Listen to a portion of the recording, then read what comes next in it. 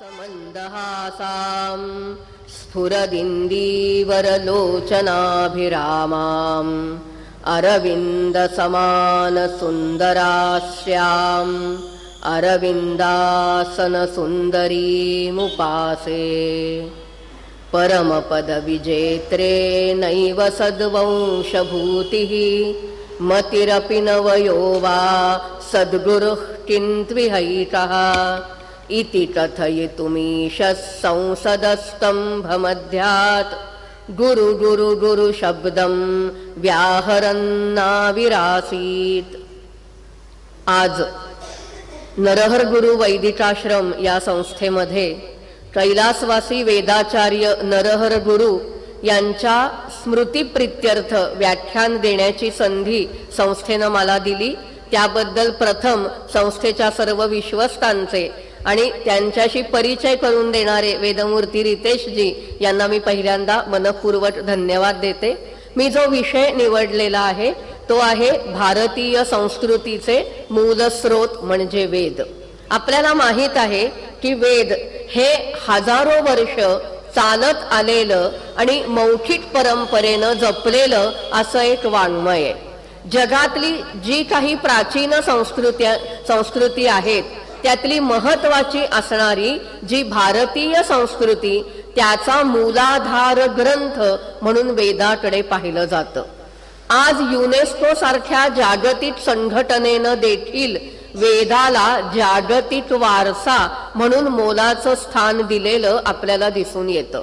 पण दुर्दैवाने आपल्याला असं दिसून येतं की भारतामध्ये राहणाऱ्या लोकांना या वेदाबद्दल फारशी माहिती नाही, किंबहुना वैदिक वाङ्मयाबद्दल त्यांच्या मनामध्ये अनेक प्रकारचे गैरसमज आहेत आणि गैरसमज भीती या पोटी हे लोक म्हणजे आपले भारतीय लोक या वेदाच्या अभ्यासाकडे वळत नाहीत आणि त्यामुळेच समाजामध्ये वेदाबद्दल एक भीती उपेक्षा आपल्याला दिसून येते।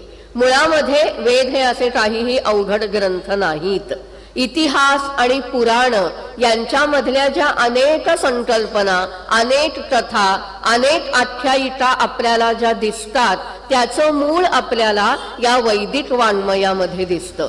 आपली जी भारतीय संस्कृती आहे त्यातले आचार, विचार, उच्चार, संस्कार, आपली नीतिमूल्य अशा अनेकविध गोष्टींचा जर मागोवा आपण घ्यायला गेलो तर आपल्या असं लक्षात येतं या साऱ्याचं मूळ कुठे ना कुठेतरी आपल्याला वैदिक वाङ्मयामध्ये दिसतं।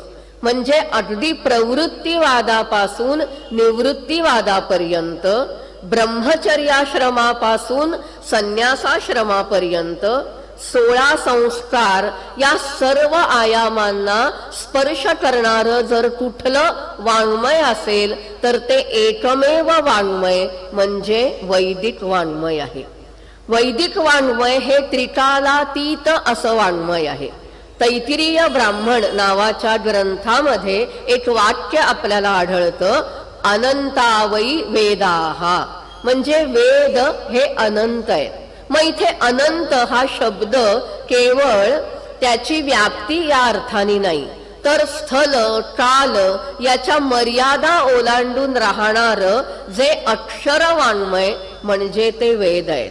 आता इथे अनंतत्व वेदांना का दिलं त्याविषयीचे ते अत्यंत सुंदर अशी आख्यायिका या तैत्तिरीय ब्राह्मणामध्ये येते। ती आख्यायिका ऐकल्यावर आपल्याला समजेल की वेदांना अनंत असा शब्द तैत्तिरीय ब्राह्मणात का वापरलेला आहे। भरद्वाज नावाचे एक महान तपस्वी असे ऋषी होते। त्यांनी केलं काय, 3 जन्म त्यांनी अखंडितपणे वेदाध्ययन केलं, म्हणजे वेदांचा अभ्यास केला, वेद पठण केलं। 3ऱ्या जन्माच्या शेवटी ते अगदी जराजर्जर झाले आणि जराजर्जर अवस्थेत ते पहुडलेले असताना देवराज इंद्र त्यांच्या पुढे प्रकट झाला आणि इंद्राने त्यांना विचारलं, यत्ते चतुर्थम आयुर्दद्याम किमेनेन कुर्या इति। अरे भरद्वाजा, मी तुम्हाला 4था जन्म देतो, 4थ्या जन्मात तुम्ही काय कराल? तेव्हा भरद्वाजांनी उत्तर दिलं, ब्रह्मचर्यमेवैनेन चरेयमिति, या चौथ्या जन्मात देखील मी ब्रह्मचर्याचंच आचरण करील. आता इथे ब्रह्मचर्य या शब्दाबद्दल जाता जाता एक निर्देश करून टाकते की आज आपण ब्रह्मचर्य किंवा ब्रह्मचारी हा शब्द अविवाहित व्यक्ती या अर्थाने वापरतो, पण वेद काळामध्ये वैदिक वाङ्मयात ब्रह्मचारी याचा अर्थ अविवाहित व्यक्ती असा नव्हता, तर ब्रह्म म्हणजे मंत्र किंवा वेद आणि वेदाध्ययन करणारी व्यक्ती त्याला ब्रह्मचारी म्हणत असत. त्यावरूनच आपल्याला ब्रह्मचर्याश्रम ही संज्ञा आपल्याला प्राचीन ग्रंथांमध्ये आढळते. मग जेव्हा भरद्वाज म्हणतात की मी वेदाध्ययनच करेन, तेव्हा इंद्राने काय केलं, त्या भरद्वाजांना एका ठिकाणी नेलं. तिथे 3 समोर प्रचंड असे मोठे पर्वत होते. तिथे तैतिरीय ब्राह्मणामध्ये एक सुंदर शब्द त्या पर्वतांबद्दल आलेला आहे की अविज्ञातान. त्यांचं स्वरूप विज्ञात म्हणजे जाणलेलं आणि अविज्ञात म्हणजे न जाणलेले असे 3 महाकाय पर्वत होते. त्या प्रत्येक पर्वतातील एक मूठ माती इंद्रानं उचलली आणि भरद्वाजांच्या हातावर ठेवली आणि इंद्र भरद्वाजांना असं म्हणाला की या 3 जन्मामध्ये तू जे मिळवलेलं वेदाचं ज्ञान आहे ना, हे 3 मूठ माती इतकंच आहे. या प्रचंड महाकाय पर्वतातलं केवळ 3 मूठ माती एवढं ज्ञान तुला मिळालंय.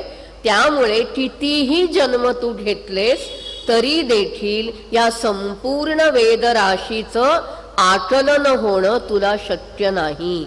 तिथे भगवान इंद्रांच्या तोंडी हे वाक्य येतं, अनंतावई वेदाः. वेद हे अनंत आहेत. एखादा महासागर आपण डोळ्यापुढे आणला तर महासागर किती पसरलाय, आपण म्हणतो तो क्षितिजापर्यंत आपल्याला तो समुद्रच दिसतो, म्हणजे आपल्याला त्याची मर्यादा मोजता येत नाही. तो जसा अमर्याद आहे त्याची खोली आपल्याला जाणता येते का नाही, म्हणून त्याला आपण अगाध म्हणतो. तसंच हे वेद वाङ्मय आहे. त्याची खोली, त्याची मर्यादा ही मानवाच्या बुद्धीच्या पलीकडची आहे, त्यामुळे ते अनंत आहेत. मग काळाच्या दृष्टीने विचार केला तर वेद अनंत आहेत का? नक्कीच आहेत. का बरं? तर आज आपण म्हणतो विश्वशांती. आज आपल्याकडे अनेक दिन जागतिक स्तरावर हे काय वसुंधरा दिन, कृषी दिन असे अनेक दिन हे साजरे केले जातात. मग जर आपण बारकाईने विचार केला, विश्वशांती या संकल्पनेचा जर आपण विचार केला तर वेदामध्ये आपल्याला ही विश्वशांतीची कल्पना आढळते. आणि वेदातली कल्पना ही केवळ मानवापुरती मर्यादित नाही. यजुर्वेदामध्ये आपल्याला असा उल्लेख आढळतो, शम द्विपदे शम चतुष्पदे, म्हणजे जे मानव आहेत त्यांचंही कल्याण व्हावं, त्यांनाही शांती प्राप्त व्हावी, आणि चतुष्पदे म्हणजे जे सजीव पशु आहेत त्यांनाही ही शांती प्राप्त व्हावी, इतकी उदात्त कल्पना या वैदिक वाङ्मयामध्ये दिसते. आपल्याकडे संस्कृतात एक सुभाषित आहे पहा, वसुधैव कुटुंबकम उदार चरितानाम तू वसुधैव कुटुंबकम. संत श्रेष्ठ ज्ञानेश्वर महाराज काय म्हणतात, हे विश्वची माझे घर ऐसी मती जयाची स्थिर. मग हे विश्वची माझे घर हे जे वाक्य आहे त्याचही मूळ आपल्याला ऋग्वेदात दिसतं. ऋग्वेदात एक ऋचा आहे, यत्र विश्वम भवत्येक नीडम, जिथे हे सारं विश्व एखाद्या घरट्यासारखं होतं. त्यामुळे आपल्या संस्कृतीतल्या अनेक संकल्पना, अनेक आचार, आपल्या अनेक पद्धती, परंपरा, रूढी या सगळ्याचं मूळ आपल्याला या वैदिक वाङ्मयामध्ये दिसतं. आज आणि उद्या या 2 दिवसाच्या या व्याख्यानामध्ये त्यातल्या एकेका बिंदूंचा आपण अनुक्रमाने विचार करणार आहोत की याचं मूळ आपल्याला वैदिक संस्कृतीत किंवा वैदिक वाङ्मयात कसं दिसतं. आता पहिली संकल्पना घेऊ आपण, ती म्हणजे अवतार संकल्पना. अवतार संकल्पना आपल्या सगळ्यांना माहिती आहे. गीतेमध्ये भगवान श्रीकृष्ण असं म्हणतात की यदा यदा हि धर्मस्य ग्लानिर्भवति भारत अभ्युत्थानम धर्मस्य तदात्मानं सृजाम्यहम. मग वैदिक वाङ्मयातही आपल्याला अवतार संकल्पना आढळते का? नक्कीच आढळते. पण कुठल्या स्वरूपात? आज आपल्याला पुराणातली संकल्पना, जी प्रसिद्ध संकल्पना आहे दशावताराची, त्यात आपल्याला काय दिसतं की विष्णू या देवतेने हे 10 अवतार घेतले. पण वेदामध्ये आपल्याला जी अवतार संकल्पना दिसते तिथे कुठेही आपल्याला केवळ विष्णू देवतेचा उल्लेख आढळत नाही. इतर देवतेशी संबंधित देखील या अवतार संकल्पना आपल्याला दिसून येतात. पहिला अवतार कुठला आहे? मत्स्य अवतार. एक वाक्य आहे प्रसिद्ध परंपरेतलं, इतिहास पुराणाभ्याम वेदम समुपब्रह्मयेत. म्हणजे इतिहास आणि पुराण या ग्रंथांनी वेदातील कल्पनांचा विस्तार करावा. म्हणजेच याचाच अर्थ, याचं मूळ कुठेतरी वेदात आहे. मग पहिली जी अवतार कल्पना आहे मत्स्यावतार, त्याबद्दल आपल्याला शुक्ल यजुर्वेदाच्या शतपथ ब्राह्मण ग्रंथात ती कथा आपल्याला आढळते. महाभारत पुराण याच्यामध्ये जशी मनुमत्स्य कथा आहे त्याच पद्धतीची आख्यायिका या शतपथ ब्राह्मणामध्ये आढळते. आख्यायिकेत कुठलाही फरक नाही.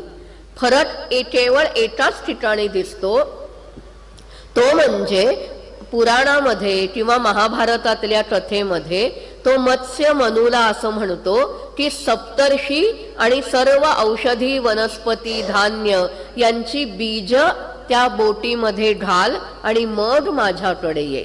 हा उल्लेख मात्र आपल्याला वैदिक वाङ्मयातल्या आख्यायिकेमध्ये दिसत नाही. बाकी आख्यायिका तशीच आहे. मग त्या माशाच्या शिंगाला ती होडीचं दोरी बांधतो, मग त्या मासा मोठा झालेला त्याला घेऊन जातो आणि हिमालयाच्या उंचच उंच अशा पर्वतावर त्याला घेऊन जातो आणि त्याला असं सांगतो की जसं जसं हे पाणी खाली खाली येईल तसा तसा तू खाली खाली ये. आणि आजही हिमालयामध्ये ते शिखर आपल्याला पाहायला मिळतं. त्याचं नाव देखील शतपथ ब्राह्मणात जे नाव आहे तेच नाव आपल्याला आजही तिथे आढळतं. ते म्हणजे मनोह अवसर्पणम. अवसर्पणम म्हणजे खाली घसरत येणं. त्याला हिंदीमध्ये मनुकी उतार असं नाव या टेकडीला, या शिखराला दिलेलं आपल्याला दिसून येतं. पुढचा जो अवतार आहे तो आहे कूर्म अवतार. या कूर्म अवताराचे संकल्पना देखील आपल्याला वेदामध्ये आढळते. पुन्हा एकदा मी शतपथ ब्राह्मणाकडे येते. आपल्याला पुराणातली कश्यप प्रजापतीची आख्यायिका सगळ्यांना माहिती आहे की कश्यप प्रजापतीला 13 पत्नी होत्या. कश्यप प्रजापती आणि एक एक पत्नी यांच्यापासून हे सारं विश्व निर्माण झालं. म्हणजे कश्यप प्रजापती आणि अदिती यांचे पुत्र म्हणजे देव, कश्यप प्रजापती आणि दिती यांचे पुत्र म्हणजे दैत्य, कश्यप प्रजापती आणि धनु यांचे पुत्र दानव, कश्यप प्रजापती विनता यांचा पुत्र गरुड, अरुण, अशा संकल्पना आपल्याला पुराणामध्ये आढळतात. मग शतपथ ब्राह्मण या कूर्मावताराबद्दल काय सांगतं पहा. कूर्मो वै कश्यपः. या कश्यपाने कूर्म अवतार धारण केला. आणि पुढे पुराणात या कश्यप प्रजापतीबद्दल अजून एक महत्वाचा निर्देश आहे जो पृथ्वीबद्दलचा आहे, जे आपल्याला या अवतार कथेमध्ये दिसतं की कूर्मावताराने त्या पृथ्वीला आधार दिला. पृथ्वी जेव्हा त्राही त्राही झाली दुष्टांच्या अत्याचाराने, तेव्हा कश्यप प्रजापतीने आपल्या मांडीने त्या पृथ्वीला आधार दिला. ही पुराणातली जी संकल्पना आहे त्याचं मूळ आपल्याला या यजुर्वेदातल्या वाक्यामध्ये आढळतं. आणि हा जो कश्यप, त्याच्यावरूनच पुढे कच्छप आणि कासव असं भाषिक बदलामधून हे शब्द तयार झालेले आपल्याला दिसून येतात. तिसरा अवतार आहे वराह अवतार. बघा, आता हे जे मी अवतार सांगते त्याचा विष्णूशी कुठेही संबंध नाही. मग वराह अवताराची कथा आपल्याला कुठे आढळते तर तैत्तिरीय संहिता म्हणून जो ग्रंथ आहे त्या ग्रंथाच्या 7व्या कांडामध्ये आपल्याला ही आख्यायिका आढळते. त्या आख्यायिकेची सुरुवातच मुळी आपोवा इदमग्रे सलिलमासीत. पहिल्यांदा या भूतलावर, भूतल नव्हतंच, या जगामध्ये पहिल्यांदा सगळीकडे केवळ पाणीच पाणी होतं. मग या प्रजापती, प्रजापती म्हणजे आपण ज्याला ब्रह्मदेव म्हणतो त्याला वेदामध्ये प्रजापती असं नाव आहे. या प्रजापतीनं असं विचार केला की त्या पाण्यावर त्याला एक कमळाचं पान तरंगताना दिसलं. मग प्रजापती विचार करू लागला की ज्या अर्थी कमळाचं पान वरती तरंगतंय त्या अर्थी खाली काहीतरी असलं पाहिजे ना. मग त्या प्रजापतीनं केलं काय, त्यांनी वायूचं रूप धारण केलं आणि तो त्या पाण्यामध्ये शिरला. पाण्यात शिरल्यानंतर त्याला खाली खडबडीत असा काहीतरी एक छोटासा गोळा दिसला. मग त्या प्रजापतीनं केलं काय, आपलं वायूचं रूप टाकून दिलं. तो वराह झाला. तम दंष्ट्राग्रेण आहरत असं वाक्य आहे तिथे. त्यांनी आपल्या दाढांनी त्या घट्ट अशा गोळ्याला त्या पाण्याच्या पृष्ठभागावर आणलं. मग पुन्हा एकदा त्यांनी आपलं वराहाचं रूप टाकून दिलं. तो विश्वकर्मा बनला आणि त्याने तो जो घट्ट असा गोळा होता तो थापला. 6 अप्रथयत तस्मात पृथिवी अभवत. त्यांनी तो गोळा असा थापला म्हणून ती पृथ्वी झाली. पृथुविस्तारे या अर्थाचा जो धातू आहे त्यावरून हा पृथ्वी शब्द तयार होतो. आता पृथ्वीला आपल्याकडे पहा मेदिनी असं म्हणतात. पुराणामधली आख्यायिका आहे, तिला मेदिनी का म्हणतात त्याचं मूळही आपल्याला वेदामधल्या इंद्र आणि वृत्र यांच्या युद्धाच्या कथेमध्ये आढळतं. इंद्राने वृत्राचा संहार केला. शतपथ ब्राह्मण, तैत्तिरीय संहिता या अनेक ठिकाणी ज्या इंद्र वृत्र यांची आख्यायिका आहे तिथे असं म्हटलेलं आहे की हा वृत्र ना भरपूर खायचा. वृत्र एव तर्हि अन्नादः आसीत वृत्रहा इदानीमपि. तेव्हा देखील वृत्र अन्न खाणाराच होता, आजही वृत्रच अन्न खातो. बघा, एखादा मनुष्य भरपूर खादाड असेल तर आपण त्याला काय म्हणतो, काय राक्षसासारखं खातोय. तो राक्षस म्हणजे तो वृत्र आहे असा उल्लेख आपल्याला वेदात आढळतो. मग हा भरपूर अन्न खाणारा जो वृत्र आहे त्यामुळे त्याच्या देहावर भरपूर चरबी होती, मेद होता. मग इंद्राने जेव्हा या वृत्राचा वध केला तेव्हा त्याची चरबी ही सगळी त्या पृथ्वीवर पसरली आणि त्यामुळे त्या पृथ्वीला पुढे मेदिनी हा नाव आपल्याला पडलेलं दिसतं. आणि आपल्या कर्मकांडामध्ये गोमय म्हणजे शेण, शेणाने जेव्हा जमीन सारवली जाते त्याचं कारण देखील आपल्याला पुराणातल्या आख्यायिकेमध्ये दिसतं की या वृत्राचा मेद या पृथ्वीवर पडलेला आहे, त्यामुळे तो अपवित्र आहे. म्हणून गोमयामुळे त्याला पावित्र्य आणलं जातं. त्यामुळे आपल्या भारतीय परंपरेतल्या भाषेमधल्या अनेक संज्ञा, अनेक नावं याचं देखील मूळ आपल्याला या वैदिक वाङ्मयामध्ये दिसून येतं. आता पुढचा जो अवतार आहे, वराह अवतारापर्यंत आलो आपण, त्याच्या पुढचा अवतार आहे तो नरसिंह अवतार आहे. आता नरसिंह अवताराचा साक्षात उल्लेख आपल्याला वेदात आढळत नाही, पण या अवतार संकल्पनेची बीज आपल्याला तैत्तिरीय ब्राह्मण ग्रंथातल्या इंद्र नमुची आख्यायिकेमध्ये नक्कीच आढळून येतात. नमुची नावाचा एक असुर होता. इंद्र आणि नमुची, आता जाता जाता एक इंद्राबद्दलचा उल्लेख करून जाते. आपल्याला पुराणातला इंद्र माहितीये, तो कसा आहे, तो भित्रा आहे, तो कोणीतरी ऋषी तपश्चर्या करायला बसले की तो कोणत्या तरी अप्सरांना पाठवतो आणि त्यांची तपश्चर्या भग्न करण्याचा प्रयत्न करतो. पण वेदातला इंद्र असा नाही. वैदिक दैवतशास्त्रामधला इंद्र हा एक क्षात्र तेजाची देवता आहे. आजच्या परिभाषेत बोलायचं तर तो वॉरियर गॉड आहे. वसिष्ठांच्या सूक्तामध्ये इंद्राबद्दल असं म्हटलेलं आहे, वृत्राणि अन्यो समिथेषु जिघ्नते. इथे वृत्र म्हणजे असुर, दैत्यांना हा इंद्र युद्धामध्ये ठार करतो. त्यामुळे वेदातला इंद्र हा असुरांना ठार करणारा, पाऊस पाडणारा अशा स्वरूपामध्ये तो देव येतो. मग या इंद्र आणि नमुची यांच्यात एक तह झाला, करार झाला. असं ठरलं, नमुचीला इंद्राने विचारलं, नमुची काही पराभूत होत नव्हता, तेव्हा मी तुला कशाने ठार करू? तेव्हा नमुची त्याला असं म्हणाला की मला कुठल्याही कठोर पदार्थांनी मारायचं नाही, कुठल्याही मृदू पदार्थांनी मारायचं नाही, मला दिवसा मारायचं नाही, मला रात्री मारायचं नाही. मग इंद्राने काय केलं, जेव्हा उषःकाल होता त्यावेळी पाण्यावरच्या फेसाने त्याचं मस्तक उडवलं. तिथे वाक्य असं आहे, अपाम फेनेन तस्य शिरः उदसिंचत. आणि व्युष्टा म्हणजे उषःकाल होता. तिथे शब्द आपल्याला आढळतात, न दिवा न नक्तम, दिवसही नाही रात्रही नाही. पाण्याचा फेस आहे, तो कठोरही नाही आणि मृदूही नाही. आता या पाण्याचा फेस म्हणजे काय, यावर अभ्यासकांनी विविध आपली मतं मांडलेली आहेत.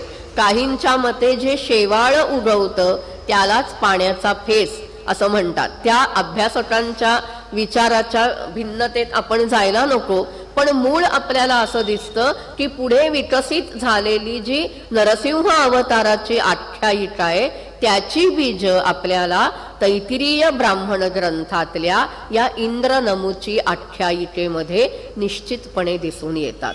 आता पुढचा जो अवतार आहे तो म्हणजे वामन अवतार. हा अवतार मात्र अपवाद आहे की या अवताराचा मात्र विष्णूशी संदर्भ जोडलेला आपल्याला वैदिक वाङ्मयात अनेक ठिकाणी दिसतो. यजुर्वेदामध्ये एक वाक्य आहे, विष्णुर्वै वामनः. ऋग्वेदामधलं प्रसिद्ध असं जे विष्णू सूक्त आहे त्या सूक्तामध्ये विष्णूंनी 3 पावलांमध्ये पराक्रम केला असा उल्लेख आहे, ज्याचा विकास आपल्याला पुराणातल्या वामन अवताराच्या आख्यायिकेत दिसतो. अर्थात फरक एक आहे की पुराणामध्ये तो बलिराजा होता, मग त्या बलिराजाकडे विष्णूंनी 3 पावलं वामन रूपात मागितली. हे संदर्भ आपल्याला वैदिक वाङ्मयात दिसत नाही. विष्णूंनी 3 पावलांनी पराक्रम केला, 3 पावलामध्ये त्याने सारं विश्व व्यापून टाकलं असा उल्लेख वेदामध्ये आहे. मग ही विष्णूची 3 पावलं म्हणजे काय, याबद्दल विद्वानांनी 2 वेगवेगळे मतप्रवाह प्राचीन काळी मांडलेले आहेत. एका मतप्रवाहानुसार त्याची 3 पावलं म्हणजे पृथ्वी, अंतरिक्ष आणि स्वर्ग, आणि दुसऱ्या मतप्रवाहानुसार त्याची 3 पावलं म्हणजे सूर्योदय, मध्यान्हीचा सूर्य आणि सूर्यास्त. कारण निरुक्तामध्ये विष्णू या देवतेबद्दल जे उल्लेख येतात की विष्णू ही सूर्य कुळातली एक देवता आहे आणि विष्णूचा झळाळता पीतांबर, त्याच्या हातामध्ये असलेलं कमळ, हे सारं काही सूर्य देवतेशी साधर्म्य साधणारी अशी त्याची प्रतीक आहेत.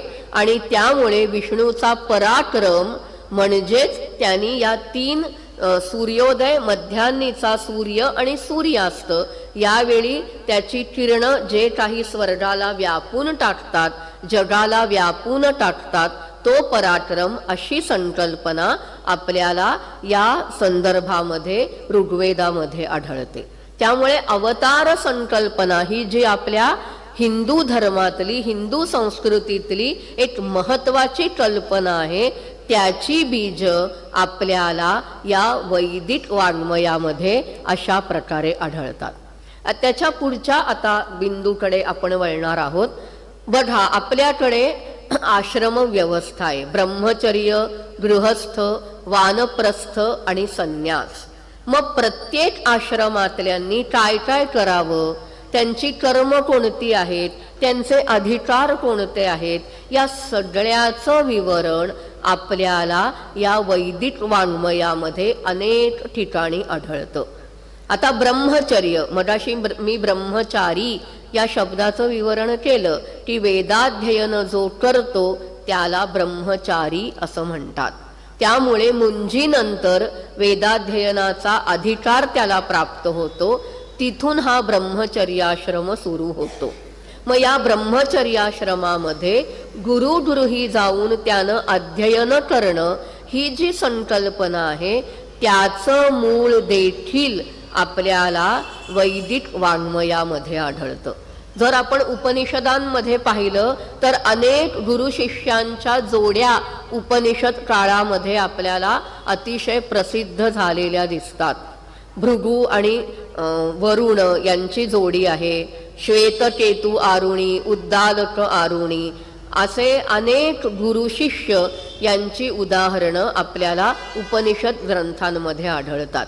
त्या गुरुगृही जाऊन आपल्या कुळानुसार त्या वेदाचं अध्ययन करणं हे ब्रह्मचर्याश्रमामध्ये अभिप्रेत असणारं कर्तव्य वैदिक वाङ्मयामध्ये सांगितलेलं आहे. मग तिथे हा जो ब्रह्मचारी आहे, जो मुंज उपनयन ज्याला मी म्हटलं, त्यावेळी त्या बटूला काही उपदेश केला जातो. बघा आजच्या काळात देखील ना तो उपदेश अतिशय मोलाचा आहे. मी अगदी विस्ताराने त्या उपदेशामध्ये जाणार नाही, पण 2-3 वाक्य महत्वाची सांगते. त्याला असं म्हटलेलं आहे पहा, दिवा मा स्वाप्सीही, अध्ययन करणाऱ्या विद्यार्थ्याने दिवसा झोपायचं नाही.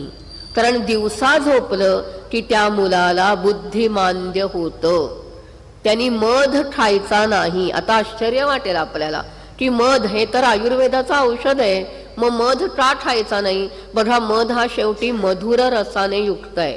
तो मधुर रस जास्त प्रमाणात खाल्ला गेला तर तो घातक होतो. म्हणून त्यांनी या ब्रह्मचर्याश्रमात मध खायचा नाही असं त्याला सांगितलेलं आहे. हा ब्रह्मचर्याश्रम जेव्हा त्याचा संपतो आणि जेव्हा तो गुरुकुलातून घरी जातो, नंतर त्याचा विवाह होणार आहे, त्यावेळी त्याला आचार्य जो उपदेश देतात, आजही भारतभरातल्या अनेक विद्यापीठांमध्ये पदवीदान समारंभात तो उपदेश विद्यार्थ्यांना ऐकवला जातो. तिथे त्याला मातृदेवो भव, पितृदेवो भव, आचार्य देवो भव हे सगळं सांगितलेलं आहे. ते मान्यच आहे. आईला देव माना, वडिलांना देव मान, गुरुला देव मान.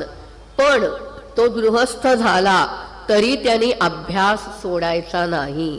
तिथे गुरु त्याला असं म्हणतात, स्वाध्यायान मा प्रमदहा, अध्ययनापासून तू कधीही ढळू नकोस.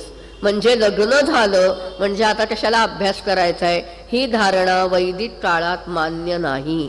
मनुष्य हा आजन्म विद्यार्थी असतो आणि अभ्यास या शब्दाची व्याख्याच मुळी संस्कृत भाषेत इतकी सुंदर आहे की पुनः पुनः करणम अभ्यासः.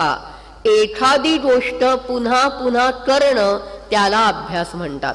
म्हणून बघा आपल्या घरी आज मुलांची परीक्षा असते तेव्हा आई मुलांना काय म्हणते, मुलगा किंवा मुलगी म्हणाली की झालाय माझा अभ्यास, की पटकन आईच्या तोंडून असं येतं, अभ्यास कसा झाला असेल, अभ्यास कधीही होत नाही. त्याचं कारण पुनः पुनः करणम अभ्यासः.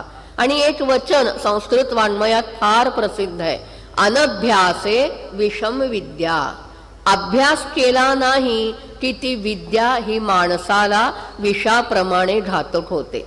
आता माझंच उदाहरण देते ना की 10वी पर्यंत आपल्याला सायन्स, मॅथ्स हे सगळे विषय शिकावेच लागतात. पण इतक्या वर्षाच्या गॅप नंतर मला जर कोणी फिजिक्स मधला एखादा फॉर्म्युला विचारला तर मी सांगू शकणार आहे का? मला काही आठवणार नाही. कारण 85 साली 10वी झाल्यानंतर मी ते पुस्तकच उघडून पाहिलं नाहीये आणि त्या विषयाशी सुतराम संबंध नसताना मी कसं काय सांगू शकणार आहे? त्यामुळे अभ्यास हा फार महत्वाचा आहे. आणि म्हणून गुरु त्या विद्यार्थ्याला सांगतायत की विवाह झाला तरी सुद्धा त्याने अभ्यास हा केलाच पाहिजे, हे आचार्य त्याला ठासून सांगतायत. आणि एवढंच नाही तैतिरीय उपनिषदामधल्या एका वल्लीमध्ये, वल्ली म्हणजे भाग, तिथे स्वाध्याय ऋतंच स्वाध्याय प्रवचनेच इथपासून तो भाग जो सुरू होतो शेवटचं वाक्य आहे तद्धि तपस तद्धि तपहा. ऋतंच स्वाध्याय प्रवचनेच सत्यंच स्वाध्याय प्रवचनेच असं विस्ताराने अनेक वाक्य आहेत. आणि स्वाध्याय म्हणजे स्वतः अभ्यास करणं आणि प्रवचन म्हणजे अध्यापन, दुसऱ्याला शिकवणं, याला तपाचरण म्हटलेलं आहे. म्हणून बघा पुढे संस्कृत भाषेमध्ये एक वचन प्रसिद्ध आहे, अध्ययनम तपहा अध्यापनम तपहा. त्याचंही मूळ आपल्याला तैतिरीय उपनिषदामधल्या या वाक्यामध्ये दिसून येतं. आता ब्रह्मचर्याश्रमाकडून पुढे आपण येतो तो गृहस्थाश्रमाकडे. आता बघा गृहस्थाश्रम संस्कार या विषयावर मी उद्या बोलेन, कारण तो विषय वेगळीकडे जाईल. तर गृहस्थाश्रम विवाहानंतर हा गृहस्थाश्रम सुरू होतो. आता दुर्दैवाने आजच्या काळात म्हणजे एक मी म्हणेन 200 वर्षापूर्वी आपल्याकडे एक संकल्पना आली होती. लोक अनेक प्रश्न विचारतात की असं कसं काय हे बदललं गेलं. काळाच्या ओघामध्ये काही गोष्टी बदलल्या जातात. पती हा परमेश्वर ही जी संकल्पना नंतरच्या काळामध्ये आली, तशी संकल्पना आपल्याला वेदात कुठेच आढळत नाही. वेदामध्ये धर्मसूत्र नावाचे जे ग्रंथ आहेत, धर्म या शब्दाचा इथे अर्थ आहे आचार, कर्तव्य. धर्म हा शब्द संस्कृत भाषेमध्ये कोठेही रिलिजन या अर्थाने वापरत नाहीत. आचार, नियम, कर्तव्य या अर्थाने धर्म शब्द वापरला जातो. मग ही जी धर्मसूत्र आहेत त्या धर्मसूत्रामध्ये प्रत्येक आश्रमाचे नियम, त्यांची कर्तव्य याचा विस्ताराने उहापोह केलेला आहे. मग त्या गृहस्थाश्रमामध्ये पती आणि पत्नी यांच्याबद्दल जे वाक्य आलेलं आहे तिथे असं म्हटलंय सहधर्मंचरतः. त्या दोघांनी एकत्रितपणे आपल्या नियमांचं, आपल्या आचाराचं, कर्तव्याचं पालन करणं अभिप्रेत आहे. त्यामुळे पतिश्रेष्ठ पत्नी कनिष्ठ ही संकल्पना वेदाला मान्य नाही. ऐतरेय ब्राह्मणामध्ये एक वाक्य आपल्याला आढळतं, सखाह जाया. पत्नी ही पतीची मैत्रीण आहे, हे या वाक्याचा अर्थ आहे. यजुर्वेदामध्ये एक वाक्य आहे, पत्नी वै परमम मित्रम. पत्नी ही श्रेष्ठ मैत्रीण आहे. आज आपण पत्नीला काय म्हणतो, अर्धांगिनी. पण वेद याच्याही पलीकडचा विचार करतात आणि दैहिक नात्यापेक्षाही पलीकडचा विचार वेदांनी केला. आणि तैतिरीय संहितेत म्हणून एक वाक्य आढळतं, अर्धात्मा वा एषा यत पत्नी. पत्नी ही पतीचा अर्धा आत्मा आहे. ही संकल्पना आपल्याला या यजुर्वेदातल्या वाक्यामध्ये आढळते. बघा जगातल्या इतर कुठल्याही संस्कृतीत पती आणि पत्नी यांच्या नात्याबद्दलची इतकी उदात्त संकल्पना आढळत असेल असं मला नाही वाटत. इतका पलीकडचा विचार हे वैदिक वाङ्मय करताना आपल्याला दिसतं. मग हा जो गृहस्थाश्रम आहे त्यांनी 5 महत्वाची कर्तव्य, ज्याला पंचमहायज्ञ असं म्हणतात, ती करणं अभिप्रेत आहे. मग या पंचमहायज्ञात पुन्हा पहिला यज्ञ आला, तो म्हणजे ब्रह्मयज्ञ. ब्रह्म म्हणजे वेद, ब्रह्म म्हणजे मंत्र.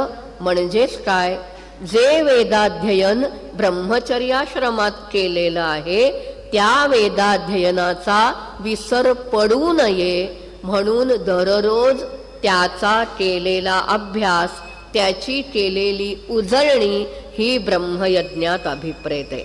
आता हे का आणलं हो त्यांनी, याच्या मागे एक बुद्धिचातुर्य त्यांचं दिसतं. कारण वेद हे हजारो वर्ष मौखिक परंपरेने चालत आलेत. प्रत्येक वेदाची मौखिक परंपरा, पठण परंपरा ही भिन्न आहे. त्याविषयी मी उद्या बोलणार आहे. कारण आपल्या आजच्या बोलीभाषेवरही त्या पठण परंपरेचं पडसाद आपल्याला दिसतात. त्यामुळे त्याच्या विस्तारात आज मी जात नाही. पण एखादा यजुर्वेदाचं अध्ययन केलेला विद्यार्थी ऋग्वेदाचं पठण नाही करू शकत. आणि सस्वर पठण केलं जातं. बघा, संगीतातले जसे स्वर आहेत ते स्वर तुम्ही ऐकून शिकाल का? नाही शिकणार. त्याच्यासाठी आपल्याला गुरुकडे जावं लागतं ना. सा कसा लावायचा, इथे नीट असा म्हणायचा. तसंच वेदविद्येच्या बाबतीत आहे. त्या गुरुजवळ जाऊन त्या स्वराचा संस्कार आपल्या वाणीवर व्हावा लागतो. आणि मगाशी मी वाक्य सांगितलंच, अनभ्यासे विषम विद्या. मग जर उत्तम वेदाध्ययन झालं असेल पण जर ते वेद पठणात राहिले नाहीत तर दुर्दैवानी त्यांचं पूर्णपणे विस्मरण होतं. हे विस्मरण होऊ नये म्हणून गृहस्थाश्रमी जरी झाला तरी त्यांनी दररोज जे शिकलेले वेद आहेत त्याची उजळणी केली पाहिजे. हे त्याला नित्यकर्मामध्ये वेदांनी सांगून ठेवलेलं आहे. म्हणून बघा, आपल्याला शांती मंत्र जो प्रसिद्ध माहितीये, सहनाववतु सहनौ भुनक्तु सहवीर्यम करवावही, त्यातलं पुढचं वाक्य फार महत्वाचं आहे. तेजस्वी नावधीतमस्तु. गुरु आणि शिष्य दोघंही प्रार्थना करतायत की आपल्या दोघांचं जे ज्ञान आहे ना ते तेजस्वी राहो. त्या ज्ञानाचा आपल्याला विसर होऊ नये. ज्ञान मिळवणं हे काही सोपं नाही. ऋग्वेदातलं जे प्रसिद्ध असं ज्ञानसूक्त आहे त्या ज्ञानसूक्तामध्ये ज्ञानाच्या अनेक पायऱ्या त्यांनी दाखवल्यात. की वाग्देवी वाणी ही सगळ्यांनाच देते, आपलं स्वरूप दाखवू इच्छिते, पण प्रत्येकाची कुवत असते का हो? तशी नसते. काहींना तिचं रूप दिसतं पण त्यांना डोळ्यांनी त्याचं आकलन होत नाही. शब्द कानावर पडतात पण सगळ्यांना त्या शब्दाचा अर्थ समजून येत नाही. काहीच असे विद्वान असतात की त्यांना या वाणीचं पूर्ण स्वरूप समजतं आणि ते अभ्यासानेच समजतं. म्हणून गृहस्थाश्रमी व्यक्ती झाला तरी त्याने अभ्यास सोडायचा नाही. हा महत्वाचा उपदेश वेदांनी दिलेला आहे. मगाशी मी नित्यकर्माबद्दल बोलले, त्याच्याबद्दलही नित्यकर्म ही एक संकल्पना आपल्या परंपरेमध्ये आहे. नित्य, नैमित्तिक हे शब्द आपण ऐकत असतो. नित्यकर्म म्हणजे काय? दररोज करायचे कर्म. हे पंचमहायज्ञ हे नित्यकर्म आहेत. मग नित्यकर्म कशी आहेत? तर अकरणे प्रत्यवाय किंवा अकरणे प्रत्यवाय साधनानी नित्यानी. तुम्ही केल्याने काही पुण्यबिण्य मिळणार नाही. तुम्हाला केली नाहीत तर मात्र तुम्हाला ती अडथळा निर्माण करतात. कसं? आजचं एक लौकिक उदाहरण देते, कारण पटकन ही संकल्पना नाही समजत की केलं नाही तर कसं काय अडथळा निर्माण करतील. बघा, आपल्याकडे आज P1 P2 असतं. 17 तारीख आहे, 19 तारीख आहे, 3 तारीख आहे. P1ला 4 व्हीलर 2 व्हीलर पार्किंग केली. आपल्याला काही RT येऊन आपला सत्कार वगैरे काही करत नाही. आपली ड्युटी आहे. P1 आहे म्हटल्यावर त्या दिवशी तिथे गाडी लावणं. मग त्याच दिवशी P1च्या दिवशी जर P2ला तुम्ही गाडी लावलीत तर होईल काय? पोलीस गाडी येईल, गाडी उचलून नेतील आणि भरपूर दंड पडेल. यालाच परंपरा नित्यकर्म म्हणते. त्यामुळे नित्यकर्म ही केलीच पाहिजेत, आपली ड्युटी आहे ते, अशी कल्पना आपल्याला परंपरेत दिसते. मग वेदांनी हे ब्रह्मयज्ञ सांगितलं. मग पुढचं काय आहे? तर देवयज्ञ आहे, म्हणजे देवाची पूजा करणं. वेदकाळामध्ये मूर्ती पूजा नव्हती. यज्ञानेच आहुती देऊन देवांना संतुष्ट केलं जात असे. त्यामुळे दररोज अग्निहोत्र कर्म करा असं त्यांनी सांगितलं. मग अग्निहोत्रामध्ये काय करायचंय? सूर्योदय सूर्यास्त त्यावेळी आहुती द्यायचे. सूर्योदयाला सूर्य आणि प्रजापती आहे, सूर्यास्ताला अग्नी आणि प्रजापती आहे. मग पुन्हा प्रश्न निर्माण होतो की सूर्य आणि अग्नीच का? प्रजापती ठीक आहे की साऱ्या विश्वाचा तो निर्माता आहे, पण सूर्य आणि अग्नीच का? तर यज्ञ संस्कृतीमध्ये एक फार उत्तम कल्पना आहे की जे आत्मतत्व, ज्या आत्मतत्वापासून हे सारं विश्व निर्माण होतं त्याची 2च दृश्य प्रतीक आहेत, जी माणसाला डोळ्यांनी दिसतात, त्याला अनुभवता येतात. अशी 2 दैवत आहेत. एक म्हणजे तळपता सूर्य आणि दुसरा अग्नी. इतर देव आपल्याला दिसतात का हो? नाही दिसत. वरुण ही कल्पना आहे, आपल्याला वरुणाला पाहता येत नाही. इंद्र आपण पाहू शकत नाही, पण आपण सूर्याला पाहतो, सूर्याचा अनुभव घेतो. अग्नीला पाहतो, त्याचा चटका बसू शकतो. त्यामुळे आत्मतत्वाची प्रतिबिंब, दृश्य प्रतिबिंब, दृश्य प्रतीक म्हणजे सूर्य आणि अग्नी आहेत. आत्मतत्व हे तेजोमय आहे. तशीच ही दोन दैवत तेजोमय असल्यामुळे अग्निहोत्रामध्ये सकाळी सूर्य आणि प्रजापती आणि संध्याकाळी अग्नी आणि प्रजापती यांना आहुती आहे. आणि प्रजापतीला का? तर आत्मतत्वानंतर विश्वनिर्मितीमध्ये प्रक्रिया करणारं जे तत्व आहे ते म्हणजे प्रजापती आहे. वैदिक वाङ्मयामध्ये सृष्टुत्पत्तीच्या ज्या असंख्य आख्यायिका आपल्याला आढळतात तिथे हेच संदर्भ आपल्याला दिसतील की प्रजापती वाव एकः आसीत स तपोतप्यत स तपस्तप्त्वा. त्यांनी तपाचरण केलं आणि तपाचरण करून त्यांनी सृष्टी निर्मिती केली आणि म्हणून या प्रजापतीला आहुती आहे. मग देवयज्ञ झाला, मग ऋषी तर्पण आणि पितृतर्पण आहे. आता ऋषींना तर्पण का? ऋषी त्यांना काय म्हणतो आपण? ऋषीर दर्शनात.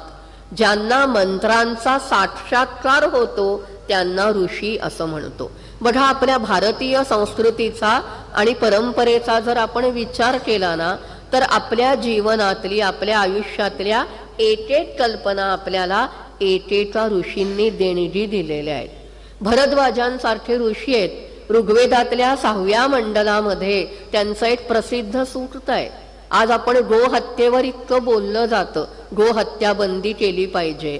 भरद्वाज आपल्याला असं सांगतात की गायींना ठार मारू नका, गायी या ठार अवध्य आहेत. हा पहिला उल्लेख आपल्याला भरद्वाजांच्या सूक्तामध्ये दिसतो. विश्वामित्रांसारखे ऋषी आहेत ज्यांचे गायत्री मंत्राचे द्रष्टे आहेत. प्रयत्नवादाबद्दल त्यांची एक प्रसिद्ध ऋचा आहे. नरुते श्रांतस्य सख्याय देवाः. मनुष्य थकल्या खेरीज देव मदतीला येत नाही.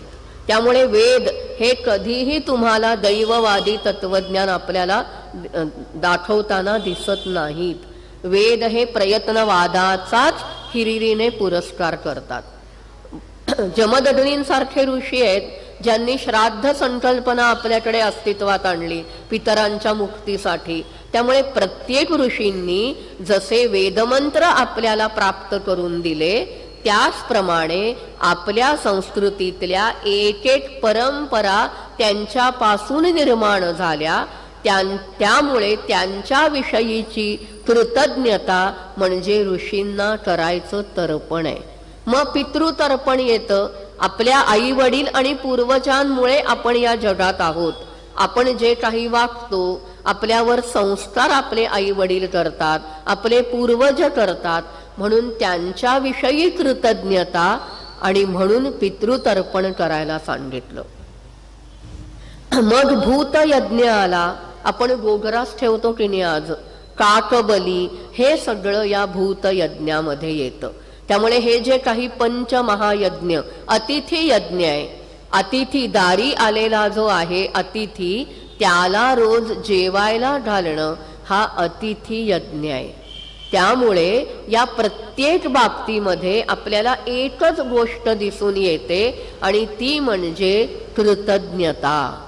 आणि तुम्हाला आश्चर्य वाटेल की अमेरिकेमध्ये काही वर्षांपूर्वी कृतज्ञतेवर फार मोठं एक संशोधन झालं. काही सायंटिस्ट लोकांनी ते संशोधन केलं होतं की कृतज्ञता भाव जर माणसाच्या मनामध्ये असेल तर त्याने काय बदल माणसाच्या मनात घडतात. त्यांनी काय केलं, हॉस्पिटलमधले जे हार्ट डिसीज असणारे लोक आहेत किंवा ज्यांना BP, शुगर अशा व्याधी आहेत, अशा लोकांना त्यांनी एक डायरी लिहायला लावली. त्या डायरीत त्यांनी असं सांगितलं होतं की कुठलाही नकारात्मक विचार लिहायचा नाही. तुम्ही जन्माला आल्यापासून किंवा तुम्हाला कळू लागल्यापासून आत्तापर्यंत तुमच्या आयुष्यात जे जे लोक आले आणि ज्यांनी ज्यांनी तुम्हाला मदत केली त्यांच्याविषयी तुम्ही चांगलं लिहायचं. तुम्ही कृतज्ञता एका शब्दात लिहा, नाहीतर एक पान भरल्या, तुमचा प्रश्न आहे. पण रोज या डायरीत कोणातरी व्यक्तीविषयी कृतज्ञतेने काहीतरी लिहिलं पाहिजे. असं 6 महिने त्या लोकांना ती डायरी लिहायला लावली. त्याच्या आधी त्यांच्या अनेक मेडिकल चेकअप केल्या गेल्या आणि नंतर 6 महिन्यानंतर जेव्हा ही प्रक्रिया सगळी झाली त्यानंतर त्यांचा पुन्हा एकदा काही मेडिकल चेकअप केला गेला आणि त्यावेळी असं लक्षात आलं की जेव्हा मनुष्य कृतज्ञतेने काहीतरी चांगलं लिहितो, पॉझिटिव्ह थिंकिंग करतो, तेव्हा त्याच्या मेंदूतलं डोपामाइन हे अधिक बाहेर पडतं, अधिक त्याची निर्मिती होते आणि त्यामुळे त्याला अत्यंत उत्साह वाटतो, त्याची पॉझिटिव्ह एनर्जीही वाढत जाते. आपली भारतीय संस्कृती, भारतीय परंपरा जर आपण पाहिली तर सगळीकडे आपल्याला ही कृतज्ञतेचीच भावना दिसून येते. त्यामुळे या सगळ्या दैनंदिन ही जी काही नित्यकर्म वैदिक वाङ्मयात सांगितलेली आहेत त्यात देखील या प्रत्येकाविषयी कृतज्ञतेची जाणीव ठेवून ते कर्म करायला गृहस्थाश्रमामध्ये सांगितलेलं आहे. पुढचा जो आश्रम आहे तो आहे वानप्रस्थ. आता या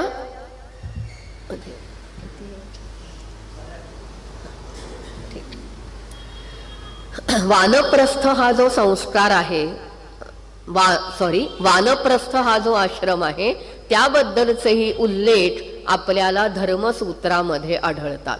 बघा, वेदांनी आपल्याला 3 प्रकारचे मार्ग आयुष्य जगण्यासाठी दिलेले आहेत.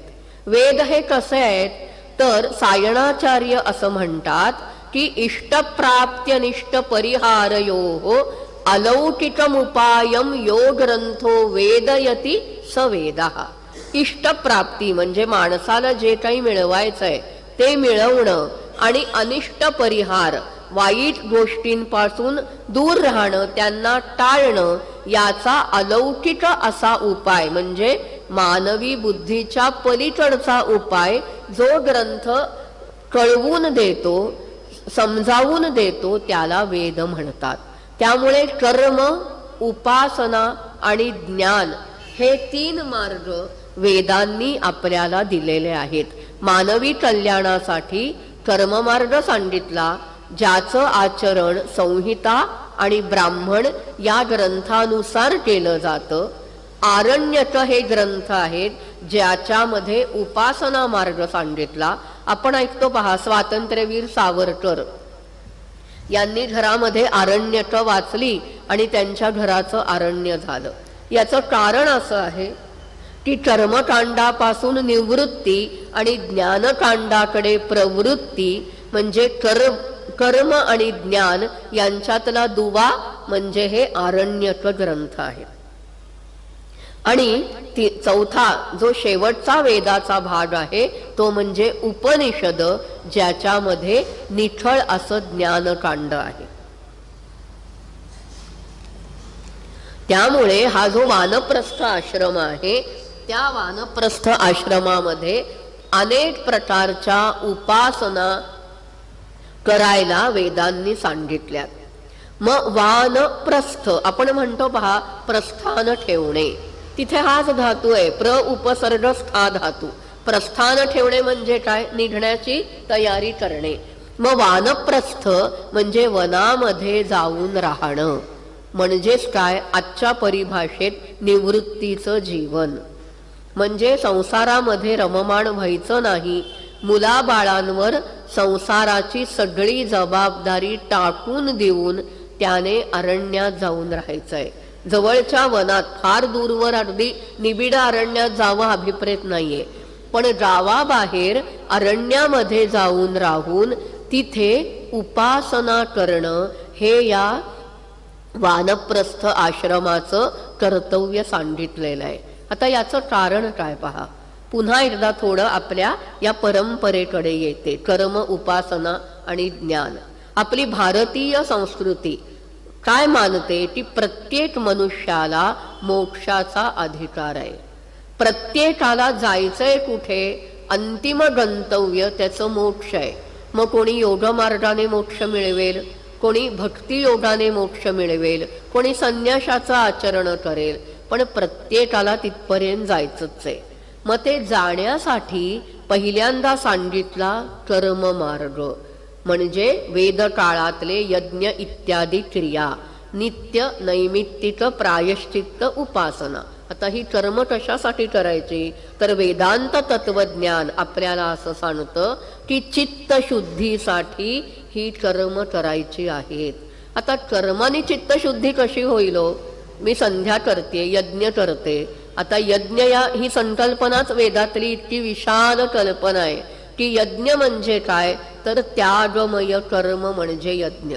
सोप्या परिभाषेत बोलते मी, त्यागमय केलेलं कर्म म्हणजे यज्ञ. म्हणून बघा गीतेमध्ये काय म्हटलंय, ज्ञान यज्ञ म्हटलंय. एखाद्याने जर ज्ञान देत असेल अपेक्षा न ठेवता, तर तो झाला ज्ञान यज्ञ.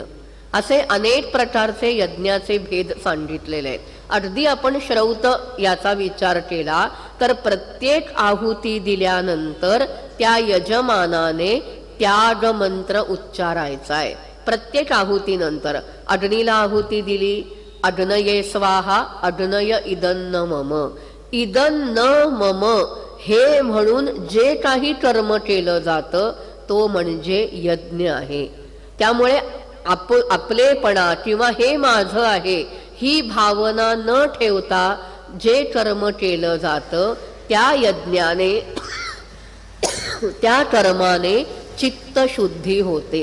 त्रिसुपर्ण म्हणून हा तैत्तिरीय आरण्यकातला एक भाग आहे. अनेकांना ऐकून माहिती असेल की जेवणाच्या आधी त्रिसुपर्ण म्हटलं जातं.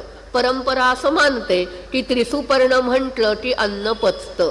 हा जो त्रिसुपर्ण भाग आहे त्या भागामध्ये यज्ञाची इतकी व्यापक कल्पना ऋषींनी मांडले की ज्याला हे समजतं तस्यैवं विदुषो, म्हणजेच काय, जो आत्मतत्वापासून हे जग निर्माण झालेलं आहे, मी कोणीही करता करविता नाही, मी निमित्त मात्र आहे, हे समजून जो यज्ञ करतो त्या मनुष्याचं जीवन म्हणजे यज्ञ आहे.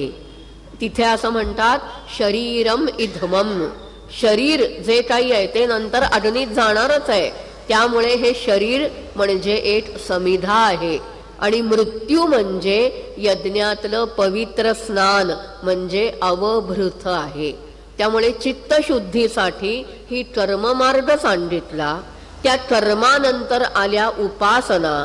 आपण पाहिलं तर तैत्तिरीय आरण्यकामध्ये सूर्योपासना सांगितलेली आहे. नाचिकेत अग्नीची उपासना आहे. त्यामुळे वायूची उपासना आपल्याला छांदोग्य आरण्यकामध्ये आढळते. अशा अनेक प्रकारच्या उपासना या वानप्रस्थाश्रमामध्ये करायच्या.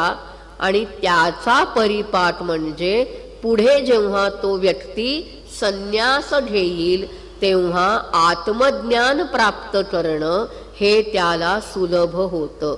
चित्तशुद्धी झाल्याशिवाय मनुष्याला आत्मज्ञान प्राप्त होत नाही, हे वेदांत तत्वज्ञानाचं ठाम मत आहे. कारण वासना मनुष्याला सोडत नाहीत. म्हणून योग वासिष्ठामध्ये असं म्हटलेलं आहे बघा की वासना क्षयो मोक्षः. ज्या क्षणी मनुष्याच्या मनातल्या वासनांचा क्षय होतो त्याच क्षणी त्याला मोक्ष प्राप्त होतो. या साऱ्यासाठी जी एक चिंतनाची बैठक तयार होणं गरजेचं आहे ती या कर्माने आणि वानप्रस्थाश्रमातल्या उपासना मार्गाने तयार होते असं वेदांचं ठाम म्हणणं आहे. त्यामुळे वानप्रस्थामध्ये वनवासात जाऊन अरण्यात राहून थोडक्यात घरापासनं दूर राहून प्रपंचाच्या मोहात न अडकता उपासना करणं हे वानप्रस्थाश्रमाचं कर्तव्य वेदांनी सांगितलेलं आहे. चौथा जो आश्रम आहे तो आहे संन्यासाश्रम. संन्यासाश्रम आपल्याला माहिती आहे, संन्यास घेणं म्हणजे सर्व संग परित्याग. म्हणून आपल्याकडे कसं आहे, संन्यास घेण्यापूर्वी त्या मनुष्याला आधी आत्मश्राद्ध करावं लागतं. स्वतःचं श्राद्ध केल्याखेरीज संन्यास कोणालाही घेता येत नाही. मग या संन्यासामध्ये अभिप्रेत काय आहे तर जे निर्गुण निराकार असं आत्मतत्व आहे, परब्रह्म आहे, ते प्राप्त करण्यासाठी तपश्चर्या करणं हे संन्यास धर्माला अभिप्रेत आहे. इथे पुन्हा एकदा त्यागाची कल्पना आपल्याला तैत्तिरीय आरण्यक ग्रंथामध्ये संन्यासा संदर्भात येते. न कर्मणान प्रजया धनेन त्यागे नैके नमृतत्व मानशुः असं तैत्तिरीय आरण्यकातला एक मंत्र आहे.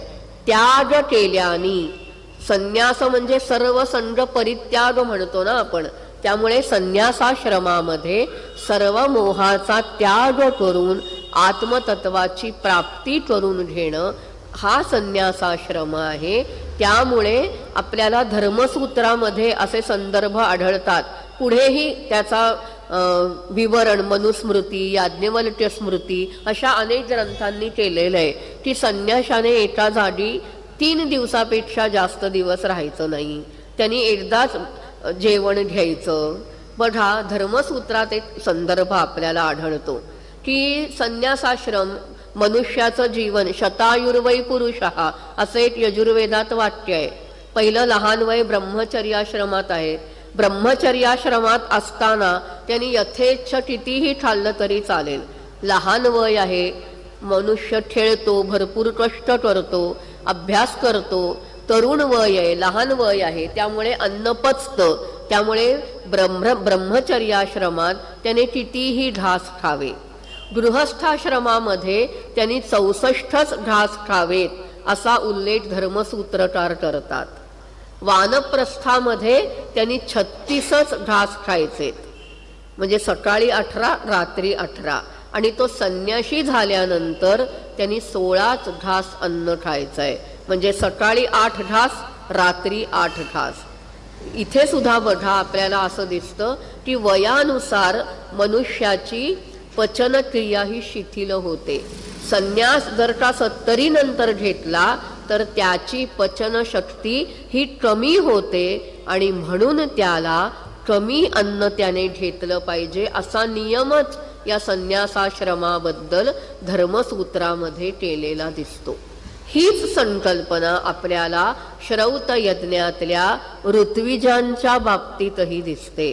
बघा आज आपण जसं प्रसाद ग्रहण करतो नैवेद्य दाखवल्यानंतर, तसं आहुती दिल्यानंतर यज्ञातले पुरोहित त्या त्या आहुतीचा काही भाग स्वीकारतात. मग पुरोडाश म्हणून एक आहुती द्रव्य आहे. थोडक्यात सांगायचं तर 16 सोमवारचा गाकर डोळ्यापुढे आणा, तत्सदृश तो पुरोडाश दोन्ही बाजूनी भाजून बनवला जातो. मग हा जो पुरोडाश आहे त्याची आहुती दिल्यानंतर यज्ञामधला होता नावाचा जो पुरोहित आहे, जो ऋग्वेदाचा आहे, ज्याला जास्तीत जास्त ऋचा यज्ञामध्ये म्हणायच्या आहेत, त्याला पुरोडाशाचा मोठ्यातला मोठा भाग खायला देतात. आणि जो ब्रह्मा नावाचा ऋत्विज आहे, ज्याला 3ही वेदांचं ज्ञान असणं अभिप्रेत आहे, जो वृद्ध आहे, म्हणजे जो वयोवृद्ध आहे, ज्ञानवृद्ध आहे, अनुभववृद्ध आहे, ज्याला यज्ञातलं थेअरी आणि प्रॅक्टिकल हे दोन्हीही माहिती आहे, त्याला यज्ञात जास्त काम नाही. आजच्या बोलीभाषेत तो सुपरवायझर आहे यज्ञाचा, त्याने नुसतं बसून राहायचंय. तो वृद्ध आहे, त्याची पचनशक्ती क्षीण झालेली आहे आणि म्हणून त्याला पुरोडाशाचा उमराच्या फळा एवढासा भाग खायला देतात. म्हणजे जी संकल्पना आपल्याला ब्रह्मचारी ते संन्यास यांच्या बाबतीत किती त्यांनी अन्न घ्यावं यासाठीचे नियम दिसतात, तीच संकल्पना आपल्याला वेदातल्या यज्ञसंस्थेमध्ये ऋत्विजांच्या बाबतीत देखील दिसून येते.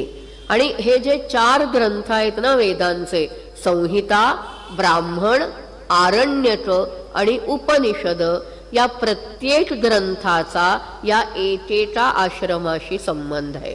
संहिता भागात काय आहे तर सगळ्या प्रकारच्या मंत्रांचं संकलन केलेलं आहे, मंत्र भाग आहे. त्यामुळे त्याचं पठण करायचं म्हणजे काय, ते पाठ करायचे. मग लहानपणी बुद्धी कुशाग्र असते, त्यामुळे ब्रह्मचर्याश्रमामध्ये आधी संहिता भागाचं पाठांतर करायचं, मग त्याचं ॲप्लिकेशन ते येतं ब्राह्मण ग्रंथामध्ये.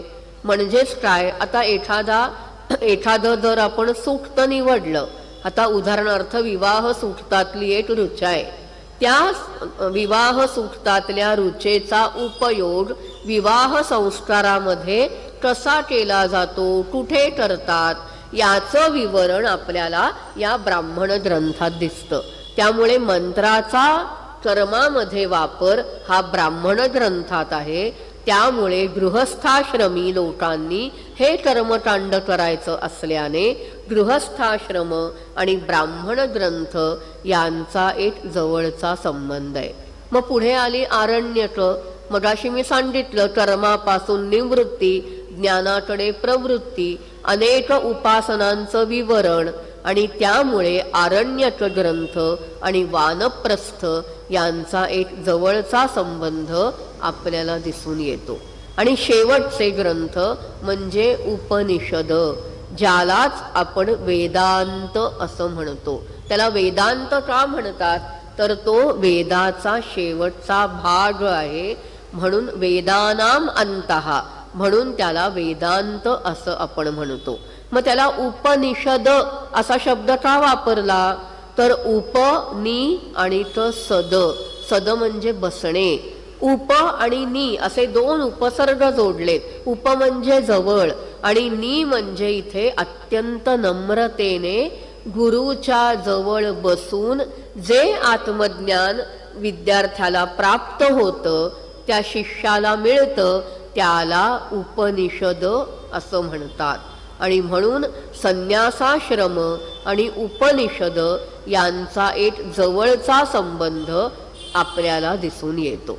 त्यामुळे आश्रम संकल्पना ही जी आपली संकल्पना आहे, ज्यावर स्मृती ग्रंथामध्ये पुराणांमध्ये विस्ताराने विवरण आपल्याला दिसतं, त्याचंही मूळ आपल्याला या वैदिक वाङ्मयामधल्या या सर्व उल्लेखांमध्ये दिसून येतं. आता पुढे जाताना थोडं मगाशी मी वेदाच्या मौखिक परंपरेचा उल्लेख केला होता. आपली आजची जी बोलीभाषा आहे, त्या बोलीभाषेवरही या वेदाच्या पठण परंपरेचा कसा पगडा दिसतो याची काही उदाहरणं जाता जाता देते. मगाशी मी उल्लेख केला की यजुर्वेदाचं अध्ययन केलेली व्यक्ती ऋग्वेदाचं पठण करू शकत नाही, किंवा ऋग्वेद ज्याने शिकलेला आहे तो सामगान करू शकत नाही. सामवेदी वैदिक अथर्व वेदाचं पठण करू शकत नाहीत. प्रत्येक वेदाची पठण परंपरा ही वेगवेगळी आहे. आता कशी वेगळी आहे, आपल्याला बघा, मराठी भाषेत आपल्याला माहिती आहे की ळ हे अक्षर खूप ठिकाणी दिसतं. आपण गदिमांबद्दल असं ऐकतो एक कथा की त्यांना एकाने चॅलेंज दिलं की ळ हे अक्षर येणारं काव्य तुम्ही करून दाखवा, आणि झटक्यात त्यांनी घननीळा लढीवाळा हे काव्य केलं असं आपण ऐकतो. त्यामुळे मराठीत ळ हे अक्षर मराठी दक्षिण भारतीय भाषेमध्ये खूप ठिकाणी आहे.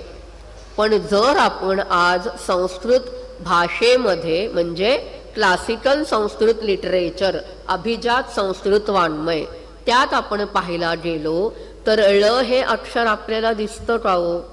औषधालाही ते अक्षर आपल्याला सापडणार नाही. मग ळ हे अक्षर आपल्या भाषेमध्ये कुठून आलं, तर त्याचंही मूळ आपल्याला ऋग्वेदात दिसतं.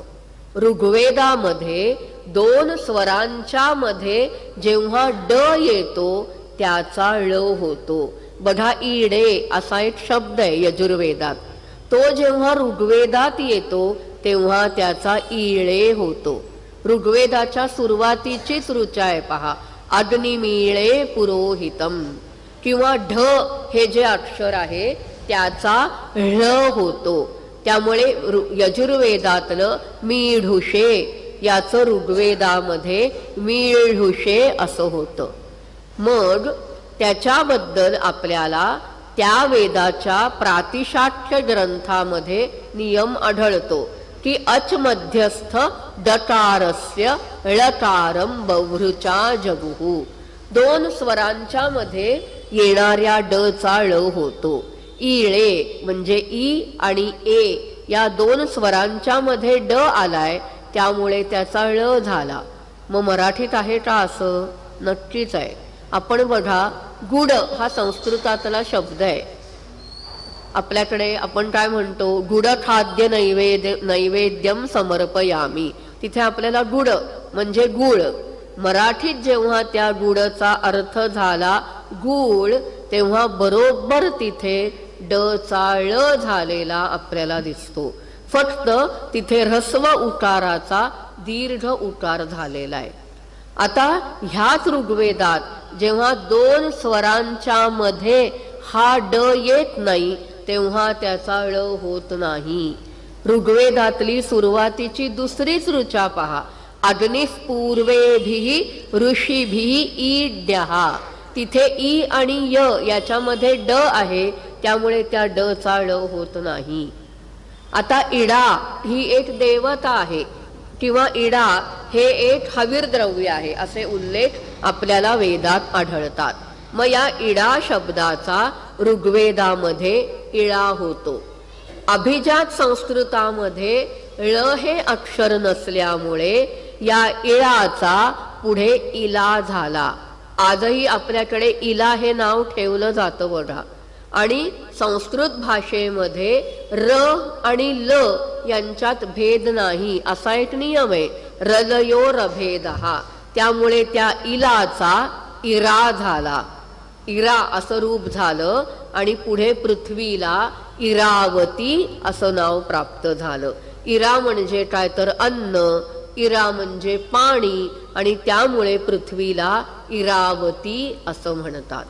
त्यामुळे हे जे काही वैदिक संस्कृत भाषा आहे त्याचे पडसादही आपल्याला आपल्या बोली भाषेमध्ये अशा प्रकारे दिसून येतात. आता अजून एक उदाहरण देते, ते आहे यजुर्वेदाचं. शुक्ल यजुर्वेद जो उत्तर भारतामध्ये ज्याचा प्रसार आहे, ज्याचं अध्ययन केलं जातं, अशी माध्यंदिन शाखा आणि काण्व शाखा यांच्यामध्ये पदाच्या म्हणजे शब्दाच्या सुरुवातीला य हे जे अक्षर येतं त्याचा ज होतो. त्यामुळे ऋग्वेदातलं यज्ञेन यज्ञमयजंत देवाः त्याच यजुर्वेदामध्ये यज्ञेन यज्ञमयजंत, पण पदाच्या मध्ये आलेल्या यचा ज होत नाही. त्यामुळे अयजंतच अयजंतच राहतं, अजजंत होत नाही. मग याचा पडसाद, याचे पडसाद आपल्याला हिंदी भाषेमध्ये अनेक ठिकाणी दिसतात. बघा, यमुना जमुना, यशोदा जसोदा, यशवंत जसवंत. यचा ज हा जो हिंदीमध्ये होतो त्याचं मूळ आपल्याला या शुक्ल यजुर्वेदाच्या पठण परंपरेमध्ये दिसतं. आता ह्याच वेदामध्ये श मूर्धन्य श, ज्याला आपण मराठीत पोटफोड्या श म्हणतो, त्याचा ठ होतो. तोही पदाच्या शेवटी येतो. तेव्हा शनी सुरू होणारे शब्द फारच कमी आहेत. त्यामुळे शनी सुरू होणारा शब्द जरी आला तरी तिथे ठ होतो. त्यामुळे षष्ठ याचं या वेदामध्ये खष्ठ होतं. आणि सहस्रशीर्षा पुरुषः याचं सहस्रशीर्षा पुरुषः असं श चा ठ येतो. त्याचं उदाहरण आपल्याला कुठे दिसतं श चा ठ झालेला, तर संत श्रेष्ठ ज्ञानदेवांच्या पसायदानामध्ये भजिजो आदि पुरुठी अखंडित. तिथे पुरुषीच्या जागी पुरुठी हा शब्द ज्ञानेश्वर वापरतात. याचं कारण असं आहे की संत श्रेष्ठ ज्ञानेश्वर महाराज हे शुक्ल यजुर्वेदाच्या काण्व शाखेचे अनुयायी होते. त्यामुळे त्यांच्या वेदशाखेतील या उच्चाराचा प्रत्यय त्यांच्या ज्ञानेश्वरीत आपल्याला दिसून येतो. हर्ष हा एक संस्कृतातला शब्द आहे. आपण मराठीतलं जर संत वाङ्मय पाहिलं, मग ते एकनाथांचं असो किंवा समर्थांचं असो, अनेक ठिकाणी हर्षच्या जागी हरिठ हा शब्द आपल्याला दिसतो. किंवा एक कर्नाटकामध्ये, दक्षिण कर्नाटकात चित्पावन लोकांची एक चित्पावनी भाषा आहे. त्या भाषेत देखील वर्षच्या जागी वरुख असा शब्द ते वापरतात. म्हणजे वेदातली जी प्राचीनतम अशा वैदिक वाङ्मयातले हे जे काही भाषिक वैशिष्ट्य आहेत त्याचे पडसाद आपल्याला आजच्याही भाषेमध्ये दिसतात. आता अजून एक उदाहरण देते, ते आहे तैत्तिरीय संहितेचं, म्हणजे कृष्ण यजुर्वेदाचं, ज्याचा प्रचार आपल्याला दक्षिण भारतामध्ये प्राबल्याने दिसून येतो. आज आपण दक्षिण भारतात पाहिलं तर तच्या जागी थ म्हणतात. सविता म्हणत नाहीत, ते सविथा म्हणतात. अजित म्हणत नाहीत, अजित म्हणतात. ते अजितचं स्पेलिंग देखील THA करतात. सविता THA, हा तचा थ आला कुठून त्यांच्या भाषेत? याचं मूळ या तैत्तिरीय शाखेतल्या काही विशिष्ट व्यंजन पुढे आली की तचा थ होतो त्यांच्या वेदामध्ये. तस्मिन्थ सहस्र शाखे अशी काही उदाहरणं आहेत. आणि त्याच्यासाठी प्राचीन काळी एक ग्रंथ तयार झाला. त्या ग्रंथाचं नावच मुळी तकार थकार सूत्र असं आहे. या तकार थकार सूत्रामध्ये या यजुर्वेदामध्ये कुठे कुठे तच्या जागी थ होतो याची परिगणना केलेली आहे. त्याचा परिणाम या दक्षिण भारतातल्या भाषांमधल्या तच्या थ मध्ये झालेला दिसून येतो. मगाशी मी बोलले होते की आचार, विचार आणि उच्चार यातून संस्कृती आपल्याला दिसते.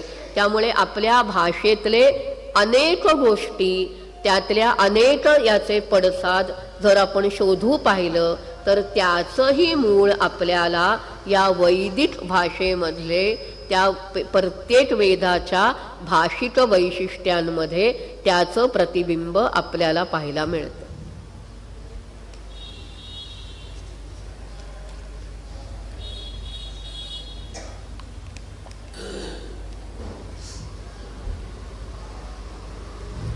आता पुढचा महत्वाचा बिंदू असा आहे की प्रत्येक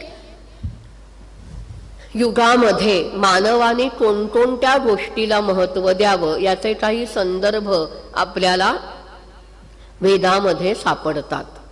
म्हणजे यज्ञ, तप, ज्ञान आणि दान या त्या 4 गोष्टी आहेत. यज्ञाबद्दल मी मगाशी ओझरता उल्लेख केला. खरं तर यज्ञ ही संकल्पना इतकी विशाल आहे की 2-3 मिनिटाच्या ह्याच्यात त्याच्याबद्दल बोलणं हे म्हणजे त्याच्यावर अन्याय करण्यासारखं आहे. पण वेळेच्या मर्यादेमध्ये अजून त्याच्याबद्दल विस्ताराने बोलणं हे शक्य नाहीये. मग तप ही संकल्पना वेदात आहे पाहू? नक्कीच आहे. वेदामध्ये आपल्याला अनेक ठिकाणी या तपाचे संदर्भ दिसतात. मगाशी मी उल्लेख केला होता की प्रजापती सृष्टीत्पत्तीच्या ज्या अनेक आख्यायिका आहेत त्याच्यामध्ये प्रजापतीने तपाचरण केलं. आणि आता इथे प्रजापतीने तपाचरण केलं म्हणजे तो काय अरण्यात गेला आणि झाडाखाली जाऊन बसला अशी अवस्था आहे का? अजिबात नाही. जिथे सृष्टीच नाहीये तिथे प्रजापती, तिथे अरण्य कसं असणार आणि ते झाड कसं असणार? मग जेव्हा इथे प्रजापतीने तपाचरण केलं असे संदर्भ वेदात आढळतात तेव्हा त्याचा अर्थ आहे मानस तप. मानस तप म्हणजे काय? तर मनाने विचार करणं. त्यांनी मानस तप केलं, मनाने विचार केला आणि मनाने विचार केल्यानंतर त्याच्याकडून या विश्वाची निर्मिती झाली. ही संकल्पना आपल्याला दिसून येते. उपनिषदामध्ये तर तप या संकल्पनेला फार महत्व दिलेलं आपल्याला दिसून येतं. बघा, उपनिषदात मी जी गुरु आणि शिष्य यांच्या प्रसिद्ध जोड्यांबद्दल बोलले होते. आपल्याकडे एक फार महत्वाची संकल्पना आहे. आपल्याला गणपती अथर्व शीर्षामध्ये ते वाक्य आपण ऐकतो, अशिष्याय न देयम. कोणतीही गोष्ट अयोग्य व्यक्तीला देऊ नये. नाहीतर काय होतं, मराठीतली म्हण आहे ना एक, माकडाच्या हाती टोलीत देणं. आता माकड असते, त्याच्या हाती टोलीत दिलं तर तो सगळीकडे जाळतच राहील, आपल्याला लंका दहन. संदर्भ वेगळा येतो, पण ही म्हण आलेली आहे. त्यामुळे या शिष्याची कसोटी घेणं म्हणजेच एक प्रकारचं तपाचरण आहे. तो त्या कसोटीला उतरल्याखेरीज त्याला विद्या देऊ नये ही संकल्पना आपल्याला अनेक ठिकाणी आढळते. आणि तपाचरण म्हणजे ही एक प्रकारची त्याचं व्रत आहे, त्याची कसोटी आहे. तो त्याच्या ध्येयापासून तो कधी कसा डळमळीत होतो का होत नाही, आपल्या ध्येयावर तो ठाम राहतो का, याचा निर्देश, याचा संदर्भ या तपाचरणामधून दिसतो.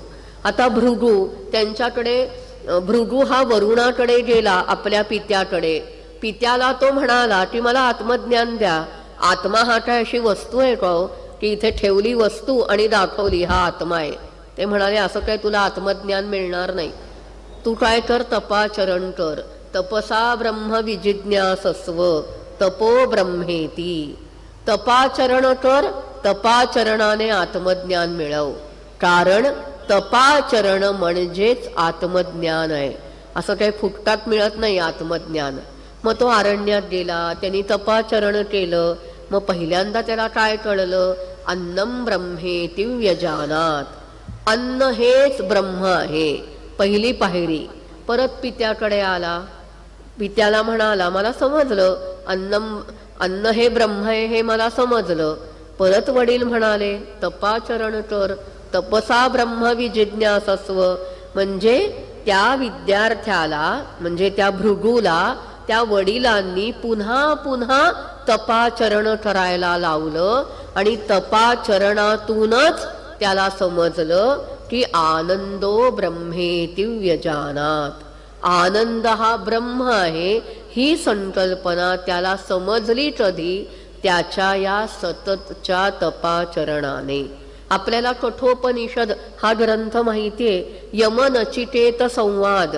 तो 8व्या वर्षी त्या नचिकेताच्या वडिलांनी वाजश्रवस त्यांनी यज्ञ केलेला असतो, विश्वजित नावाचा यज्ञ. या यज्ञामध्ये सर्वस्वाचं दान द्यायचं असतं, ज्याचा उल्लेख पुढे आपल्याला रघुराजाच्या संदर्भात येतो की रघुराजांनी हा विश्वजित यज्ञ केला. मातीची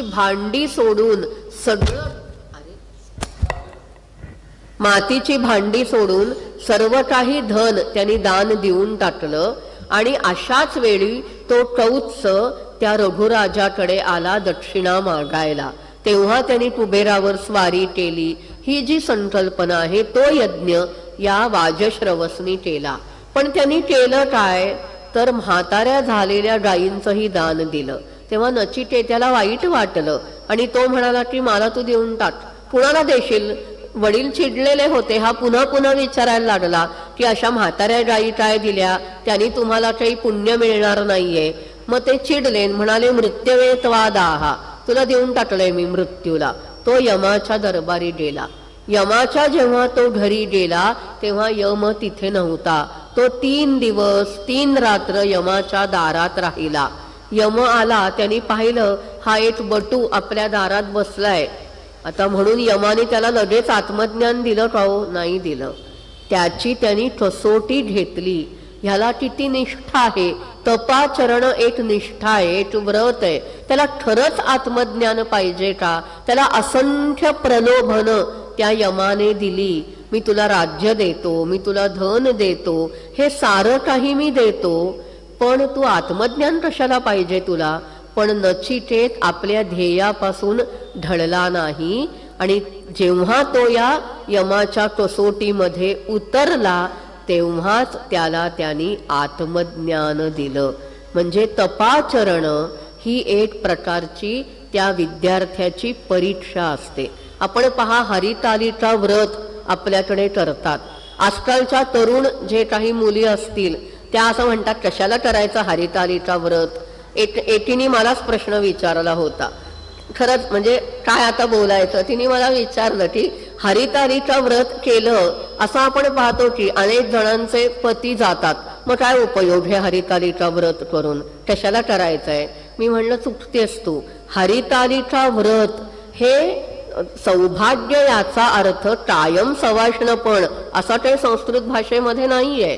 सौभाग्य शब्दाला अनेक अर्थ आहेत, पण हरितालीच्या व्रताकडे वेगळ्या दृष्टिकोनातून आपण जर पाहिलं तर आपल्याला समजून येतं की शिवाच्या प्राप्तीसाठी तिनं केलेलं तप म्हणजे काय, ध्येय मार्गाकडे तिने केलेली वाटचाल आहे. आजही आपण करतो ना, एखादी ध्येयवेडी व्यक्ती ती काय करते, आपल्यावर आलेल्या अनेक संकटांना ती तोंड देते, अडथळ्यांची शर्यत पार करून ती ध्येय गाठते. हरितालिका पार्वतीने तेच केलं, म्हणून तिचा आदर्श प्रत्येक स्त्रीने ठेवला पाहिजे. बघा, कुमार संभवामध्ये 5व्या सर्गात अतिशय सुंदर असं ते उमाबटू संवाद आहे. आपण पार्वतीला अपर्णा म्हणतो. तिने कसं तप केलंय पहा. पंचाग्नी साधन व्रत केलं, म्हणजे वरती सूर्य, उन्हाळ्याचे दिवस आहेत, चारी बाजूला अग्नी प्रज्वलित करायचा आणि त्या चारही बाजूला अग्नी प्रज्वलित करून मध्ये उभं राहायचं. त्याला पंचाग्नी साधन तप म्हणतात. तिला अपर्णा का म्हणू लागले, तर ती काय खात होती, तर थंडीच्या काळामध्ये जी पानगळ होत असे ती पानं चुरडून ती खायची. पुढे पुढे तिने ती पानही खाणं सोडलं, म्हणून ती अपर्णा झाली. म्हणजे हे जे काही ध्येय प्राप्तीसाठी करायची वाटचाल आहे, त्यासाठी एक जिद्द, चिकाटी याचं उदाहरण म्हणजे हे हरितालिकेचं व्रत आहे. उपनिषदामध्ये देखील आपल्याला ज्या काही गुरु शिष्यांच्या आख्यायिका दिसतात, त्या सगळ्या आख्यायिकांमध्ये त्या विद्यार्थ्याची परीक्षा घेतल्याखेरीज त्याला कठोर परिश्रम, कठोर तपाचरण करायला लावल्याखेरीज कोणत्याही गुरुने शिष्याला आत्मज्ञान दिलेलं नाही. आणि म्हणूनच आपल्याकडे अशिष्याय न देयम असं म्हटलेलं आहे. निरुक्तामध्ये पण यास्काचार्यांनी हेच सांगितलंय, विद्या हवई ब्राह्मण मा जगाम गोपाय मा शेवधिस्तेहमस्मी असूयकाय अनृतवे मा दाहा. जो विद्येचा द्वेष करतो आणि जो खोटं बोलतो त्यालाही विद्या देऊ नको, असं ती विद्या त्या ब्राह्मण म्हणजे इथे ज्याला वेदज्ञ, वेद जाणणाऱ्या व्यक्तीला सांगते. आपली जी भारतीय दर्शन आहेत, मग ते वेद असतील, सगळी शास्त्र असतील, त्याबद्दल एक महत्वाचा असा संकेत आहे की त्या त्या वेदावर, त्या त्या शास्त्रावर निष्ठा असल्याखेरीज त्याचं ज्ञान आपल्याला प्राप्त होत नाही. म्हणून गुरु, ती विद्या यावर निष्ठा असणं, याच्यावरच हे सगळं ज्ञान अभिप्रेत आहे. आणि म्हणून या तपाचरणाला महत्व वेदांनी दिलेलं दिसून येतं. मगाशी मी ज्ञानाबद्दल ओघामध्ये बोलले होते की ज्ञानाचं महत्व हे वेदामध्ये आपल्याला ऋग्वेदातल्या ज्ञानसूक्तामध्ये दिसतं. उपनिषदामध्ये तर ज्ञानादेव तु कैवल्यम, ज्ञानाबद्दल भरपूर विवरण या उपनिषद ग्रंथांमध्ये केलेलं आहे की आत्मज्ञानाखेरीज मनुष्याला मुक्ती प्राप्त होत नाही. आता पुढचा जो महत्वाचा विषय आहे, जो कलियुगाशी संबंधित आहे, दानमेकम कलौ युगे. मग या दानाबद्दलही वेदात उल्लेख आहेत का हो? मगाशी मी म्हणाले की वेद हे त्रिकालातीत आहे. मग दानाबद्दल देखील आपल्याला वेदामध्ये फार महत्वाचे निर्देश सापडतात. ऋग्वेदातल्या 10व्या मंडलामध्ये भिक्षु सूक्त नावाचं एक सूक्त आहे. त्या सूक्तामध्ये अशी एक ऋचा आपल्याला आढळते, केवलाघो भवती केवलादी. जो केवळ एकटा अन्न खातो तो अत्यंत पापी होतो. म्हणजे अन्न शिजवल्यानंतर दुसऱ्याला दिल्याशिवाय ते अन्न खाऊ नये ही संकल्पना आपल्याला वेदामध्ये आढळते.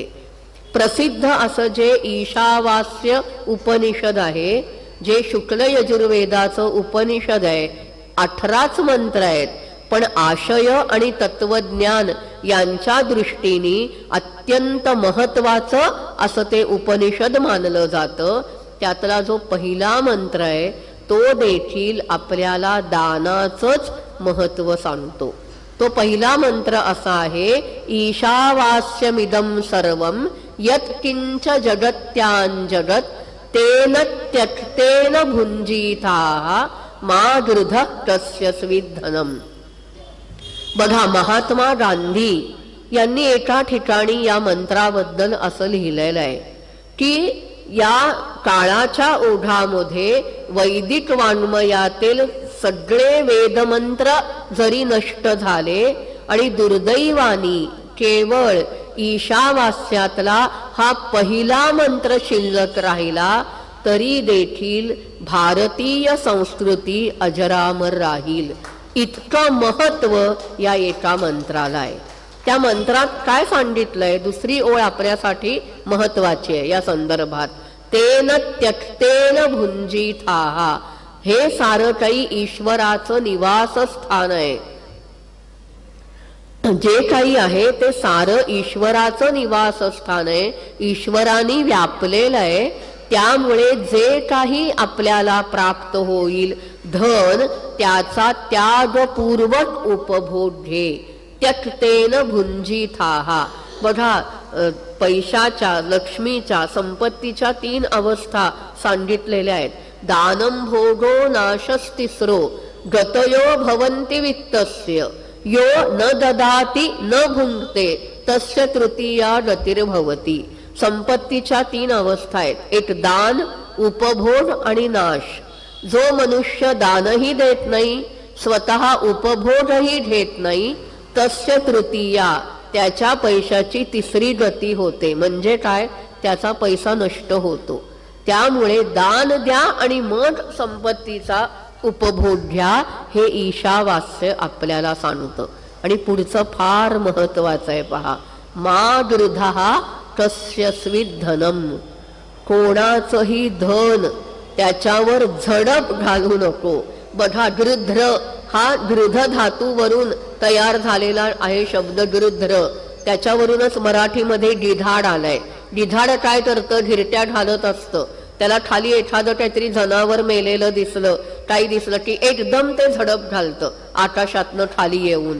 तसं इथे म्हटलंय की कोणाच्याही संपत्तीवर तू झडप घालू नकोस. जे काही तुला कष्टानं मिळेल त्यातलं जे मिळवशील त्याचा दान देऊन उपभोग घे. ऋग्वेदात देखील अक्षसूक्त नावाचं सूक्त आहे, ज्याच्यामध्ये मनुष्याने व्यसनाधीन बनू नये असा सल्ला वेदांनी दिलेला आहे. तिथे असं म्हटलेलं आहे, अक्षैर्मा दिव्यः कृषिमित कृषस्व वित्ते रमस्व बहुमन्यमानः तत्र गावः कितव तत्र जाया तन्मे विचष्टे सविताय मर्याः. म्हणजे स्वकष्टाने पैसा मिळवायचा आहे म्हणून ते ऋषी असं म्हणतात की अक्षैर मा दिव्यः, खेळू नको बाबा, म्हणजे कुठलंही व्यसन करू नको. कृषिमित कृषस्व, शेती कर. त्या शेतीमधून जे काही धन मिळेल, जो काही पैसा मिळेल त्याच्यात रममाण हो. तिथेच तुला खऱ्या अर्थाने तुझं घर मिळेल, संपत्ती मिळेल असं मला सवितृदेवाने सांगितलंय. आणि ही जी कष्टाने मिळवलेली संपत्ती आहे त्या संपत्तीचं दान केल्याखेरीज त्याचा उपभोग घेऊ नको, हे पुढे ईशावास्य आपल्याला सांगतं. तैत्तिरीय उपनिषदात देखील आपल्याला दानाचे अनेक संदर्भ सापडतात. तिथे असं म्हटलेलं आहे पहा, तैत्तिरीय उपनिषदात दान तर दिलंच पाहिजे, पण कसं दान द्यायचं? श्रद्धया देयम, अश्रद्धया अदेयम, संविदा देयम. जाणीवपूर्वक दान दिलं पाहिजे, श्रद्धापूर्वक दान दिलं पाहिजे. अश्रद्धया, मनात विश्वास श्रद्धा न ठेवता दान देऊ नकोस. दिलं आपलं टाकून, देऊन टाकलं या भावनेने दान कधीही देऊ नये. म्हणून आपल्याकडे जे म्हणतात ना, सत्पात्री दान देणं, संविदा देयम, विचारपूर्वक दान दिलं पाहिजे, हे तैत्तिरीय उपनिषद आपल्याला सांगतं. या संदर्भामध्ये एक उपनिषदामध्ये एक आख्यायिका आहे की प्रजापतीचे 3 पुत्र होते. कोण? देव, मनुष्य आणि असुर. ते प्रजापतीकडे गेले, प्रजापतीला म्हणाले आम्हाला उपदेश करा. प्रजापतीनं त्यांना उपदेश केला. काय केला उपदेश? एक एक अक्षर दिलं. द इति उपदिदेश, द या अक्षराचा उपदेश केला. आता द या एका अक्षरातून नक्की काय कळणार आहे? मग देवतांनी विचारलं प्रजापतीला की इथे द म्हणजे आम्हाला काय सांगायचंय काय तुम्हाला? मग प्रजापतीने असं सांगितलं देवांसाठी, द म्हणजे दमध्वम. दमध्वम म्हणजे इंद्रिय दमन करा. कारण आपल्याकडची जी देवता संकल्पना आहे त्यांना सारी सुख मिळत असतात, सारं वैभव, सारी सुख त्यांच्या पायाशी लोळण घेत असतात. त्यामुळे या सर्व सुखांचा उपभोग घेताना इंद्रियांचा निग्रह केला जात नाही. म्हणून देवतांसाठी द म्हणजे इंद्रिय दमन करणे असं प्रजापती सांगतो. मग मनुष्य विचारतात की आमच्यासाठी द चा अर्थ काय आहे? मग प्रजापती असं म्हणतो दध्वम, दान द्या. बघा, मनुष्य हा सहसा दान देत नाही. संस्कृत भाषेमध्ये एक सुभाषित आहे, शतेषु जायते शूरः सहस्रेषु च पंडितः वक्ता दशसहस्रेषु दाता भवति वानवा. 100 लोकांमध्ये एखादा पराक्रमी जन्माला येतो, 1000 लोकांमध्ये एखादा विद्वान जन्माला येतो. पंडित आपण शब्द वापरतो ना, त्याच्यामध्ये पंडा हा शब्द आहे. बघा, ओरिसामध्ये पंडा हे आडनाव असतं. मग पंडा याचा अर्थ आहे बुद्धी, आणि बुद्धी ज्याला आहे तो पंडित. त्यामुळे सहस्रेषु च पंडितः वक्ता दशसहस्रेषु, 10,000मध्ये एखादा वक्ता तयार होतो.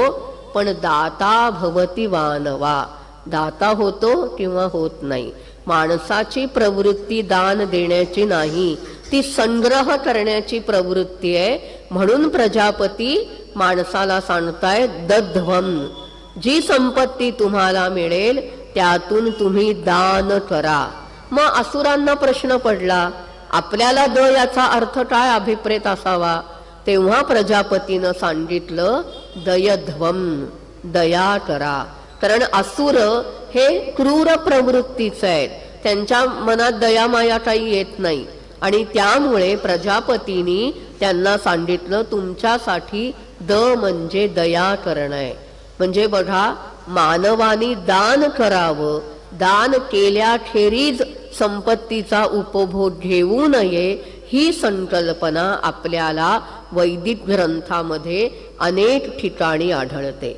मग धर्मपुरुषाचे 4 पाय आहेत ही संकल्पना आहे. कोणते 4 पाय आहेत? तर यज्ञ, तप, ज्ञान आणि दान. कृतयुगामध्ये 4 पायांवर हा धर्मपुरुष होता, पण आज कलियुगामध्ये तो एकाच पायावर उभा आहे. त्याचा एक पाय जो शिल्लक राहिलाय तो म्हणजे दान आहे. म्हणून दानमेकम कलौ युगे असं म्हटलेलं आहे. आणि म्हणून या दानाचं महत्व कलियुगामध्ये आहे. आणि म्हणूनच आपल्याला या दानाचं महत्व प्रतिपादन करणारे अनेक संदर्भ, त्याचं मूळ वैदिक वाङ्मयात दिसतं. दानावर तर इतके ग्रंथ निर्माण झालेले आहेत. दानचंद्रिका आहे, दानमयूख आहे, कितीतरी ग्रंथ आहेत. गंमत सांगते तुम्हाला की आपला वसंत ऋतू येतो की नाही, या वसंत ऋतूमध्ये सोपं दान त्यांनी सांगितलंय. काय करा? पाणी द्या. पाण्याचं दान दिलं तुम्ही, एखाद्याला कुंभी म्हणजे आपलं सुगड किंवा माठ छोटासा, त्याच्यामध्ये पाणी भरून दुसऱ्याला द्या, त्याच्यासारखं पुण्य या काळामध्ये नाही. आणि पुराणामध्ये असा एक उल्लेख आहे. आपल्याकडे आपण काय म्हणतो मराठीत की पाणी मागितल्यावर नाही म्हणायचं नाही, त्याचं मूळ आपल्याला पुराणामध्ये दिसतं. बघा, चातक पक्षी ही एक कवी संकेत आहे की चातक पक्षी हा 8 महिने तहान लागून तळमळतो, व्याकुळ होतो. कारण का? तो फक्त पावसाचंच पाणी पितो. अशी एक संकल्पना आहे. ढगातनं जे पडतं ते जमिनीवर पडायच्या आधी चातक पक्षी पितो. मग पुराणामध्ये असं म्हटलंय की एखाद्यानी आपल्याला पाणी मागितलं आणि त्याला जर आपण पाणी दिलं नाही तर त्याला पुढचा जन्म चातकाचा येतो. म्हणजे 8 महिने त्याला तहानेने व्याकुळ राहावं लागतं आणि म्हणून पाण्याला नाही म्हणू नये. म्हणजे आपल्याकडच्या अनेक आचार विचार याचं मूळ आपल्याला कुठंतरी आपल्याला वैदिक वाङ्मयात पुराणात दिसून येतं. आणि ही जी सगळी मीमांसकांनी अर्थवाद हा एक विषय मांडलेला आहे. अर्थवाद म्हणजे काय? तिथे स्तुती पण आहे, निंदा पण आहे. वेदामध्ये आपल्याला अशी अनेक वाक्य आढळतात. ती स्तुती पण केली जाते, वाईट कर्माची निंदा पण केली जाते. हे कशासाठी असतं? तर मनुष्यानी ते कर्म करावं, त्याने सत्कर्म करावं, त्याला सत्कर्म करण्यासाठी प्रवृत्ती निर्माण व्हावी. म्हणून हे सारे अर्थवाद आपल्याला अगदी वैदिक वाङ्मयातल्या अनेक आख्यायिकांमधून मांडलेले आपल्याला दिसून येतात. त्यामुळे प्रत्येक ठिकाणी जर आपण कुठलाही विषय घेतला तर त्याचं मूळ आपल्याला कुठेतरी या वेदामध्ये दिसतं.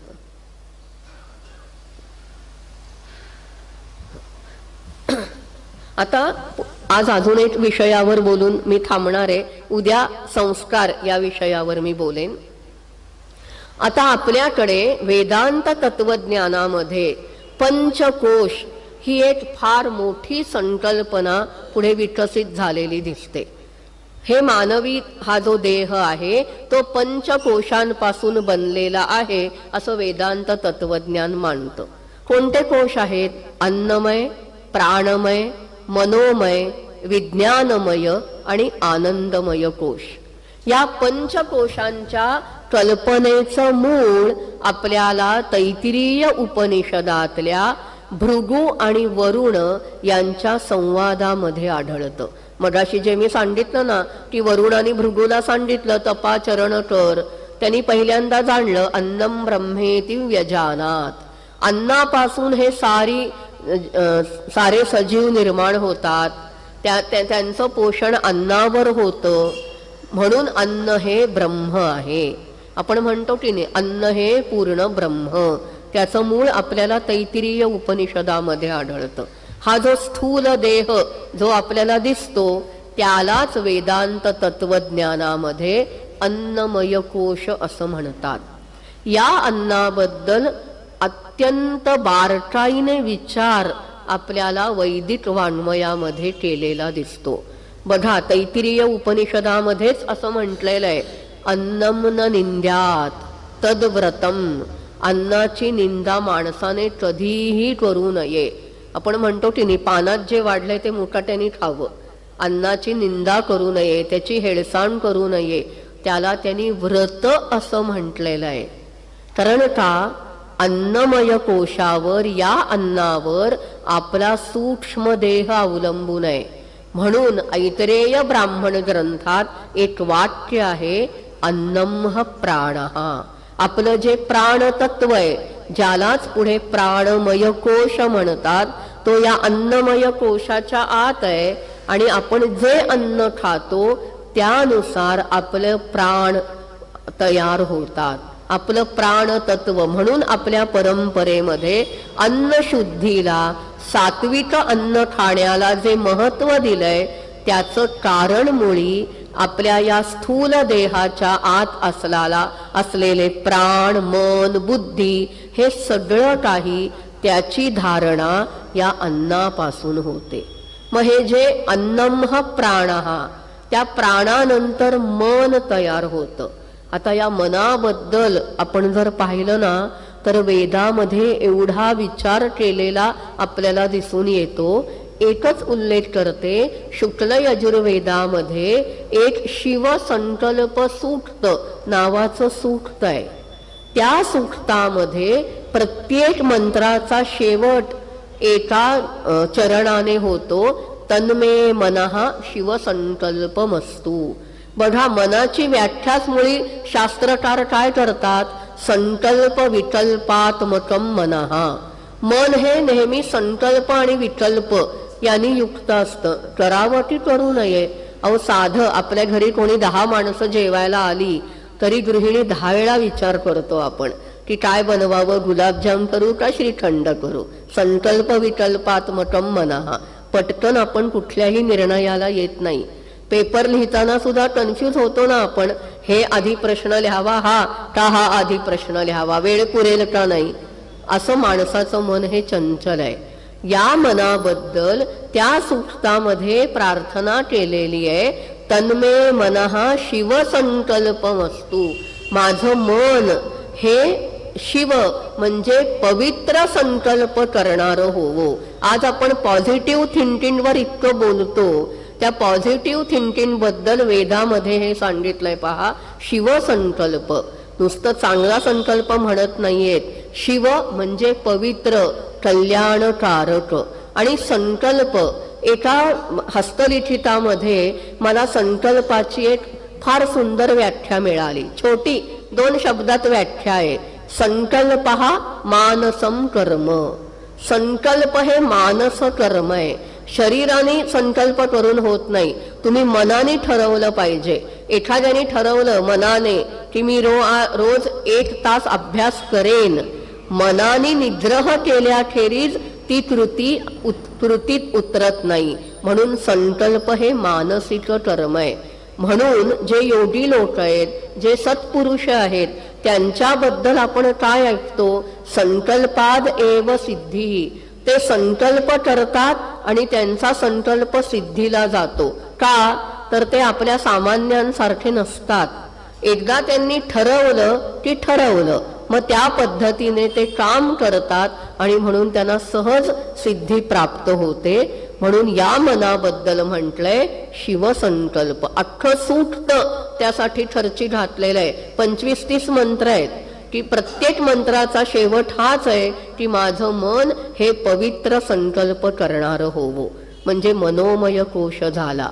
मग आला विज्ञानमय. आता इथे विज्ञान म्हणजे सायन्स नाही, तर विज्ञान म्हणजे बुद्धी.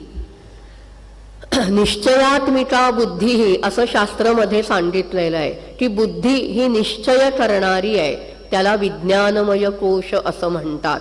आणि त्याच्या आत जो आहे तो म्हणजे आनंदमय कोश आहे.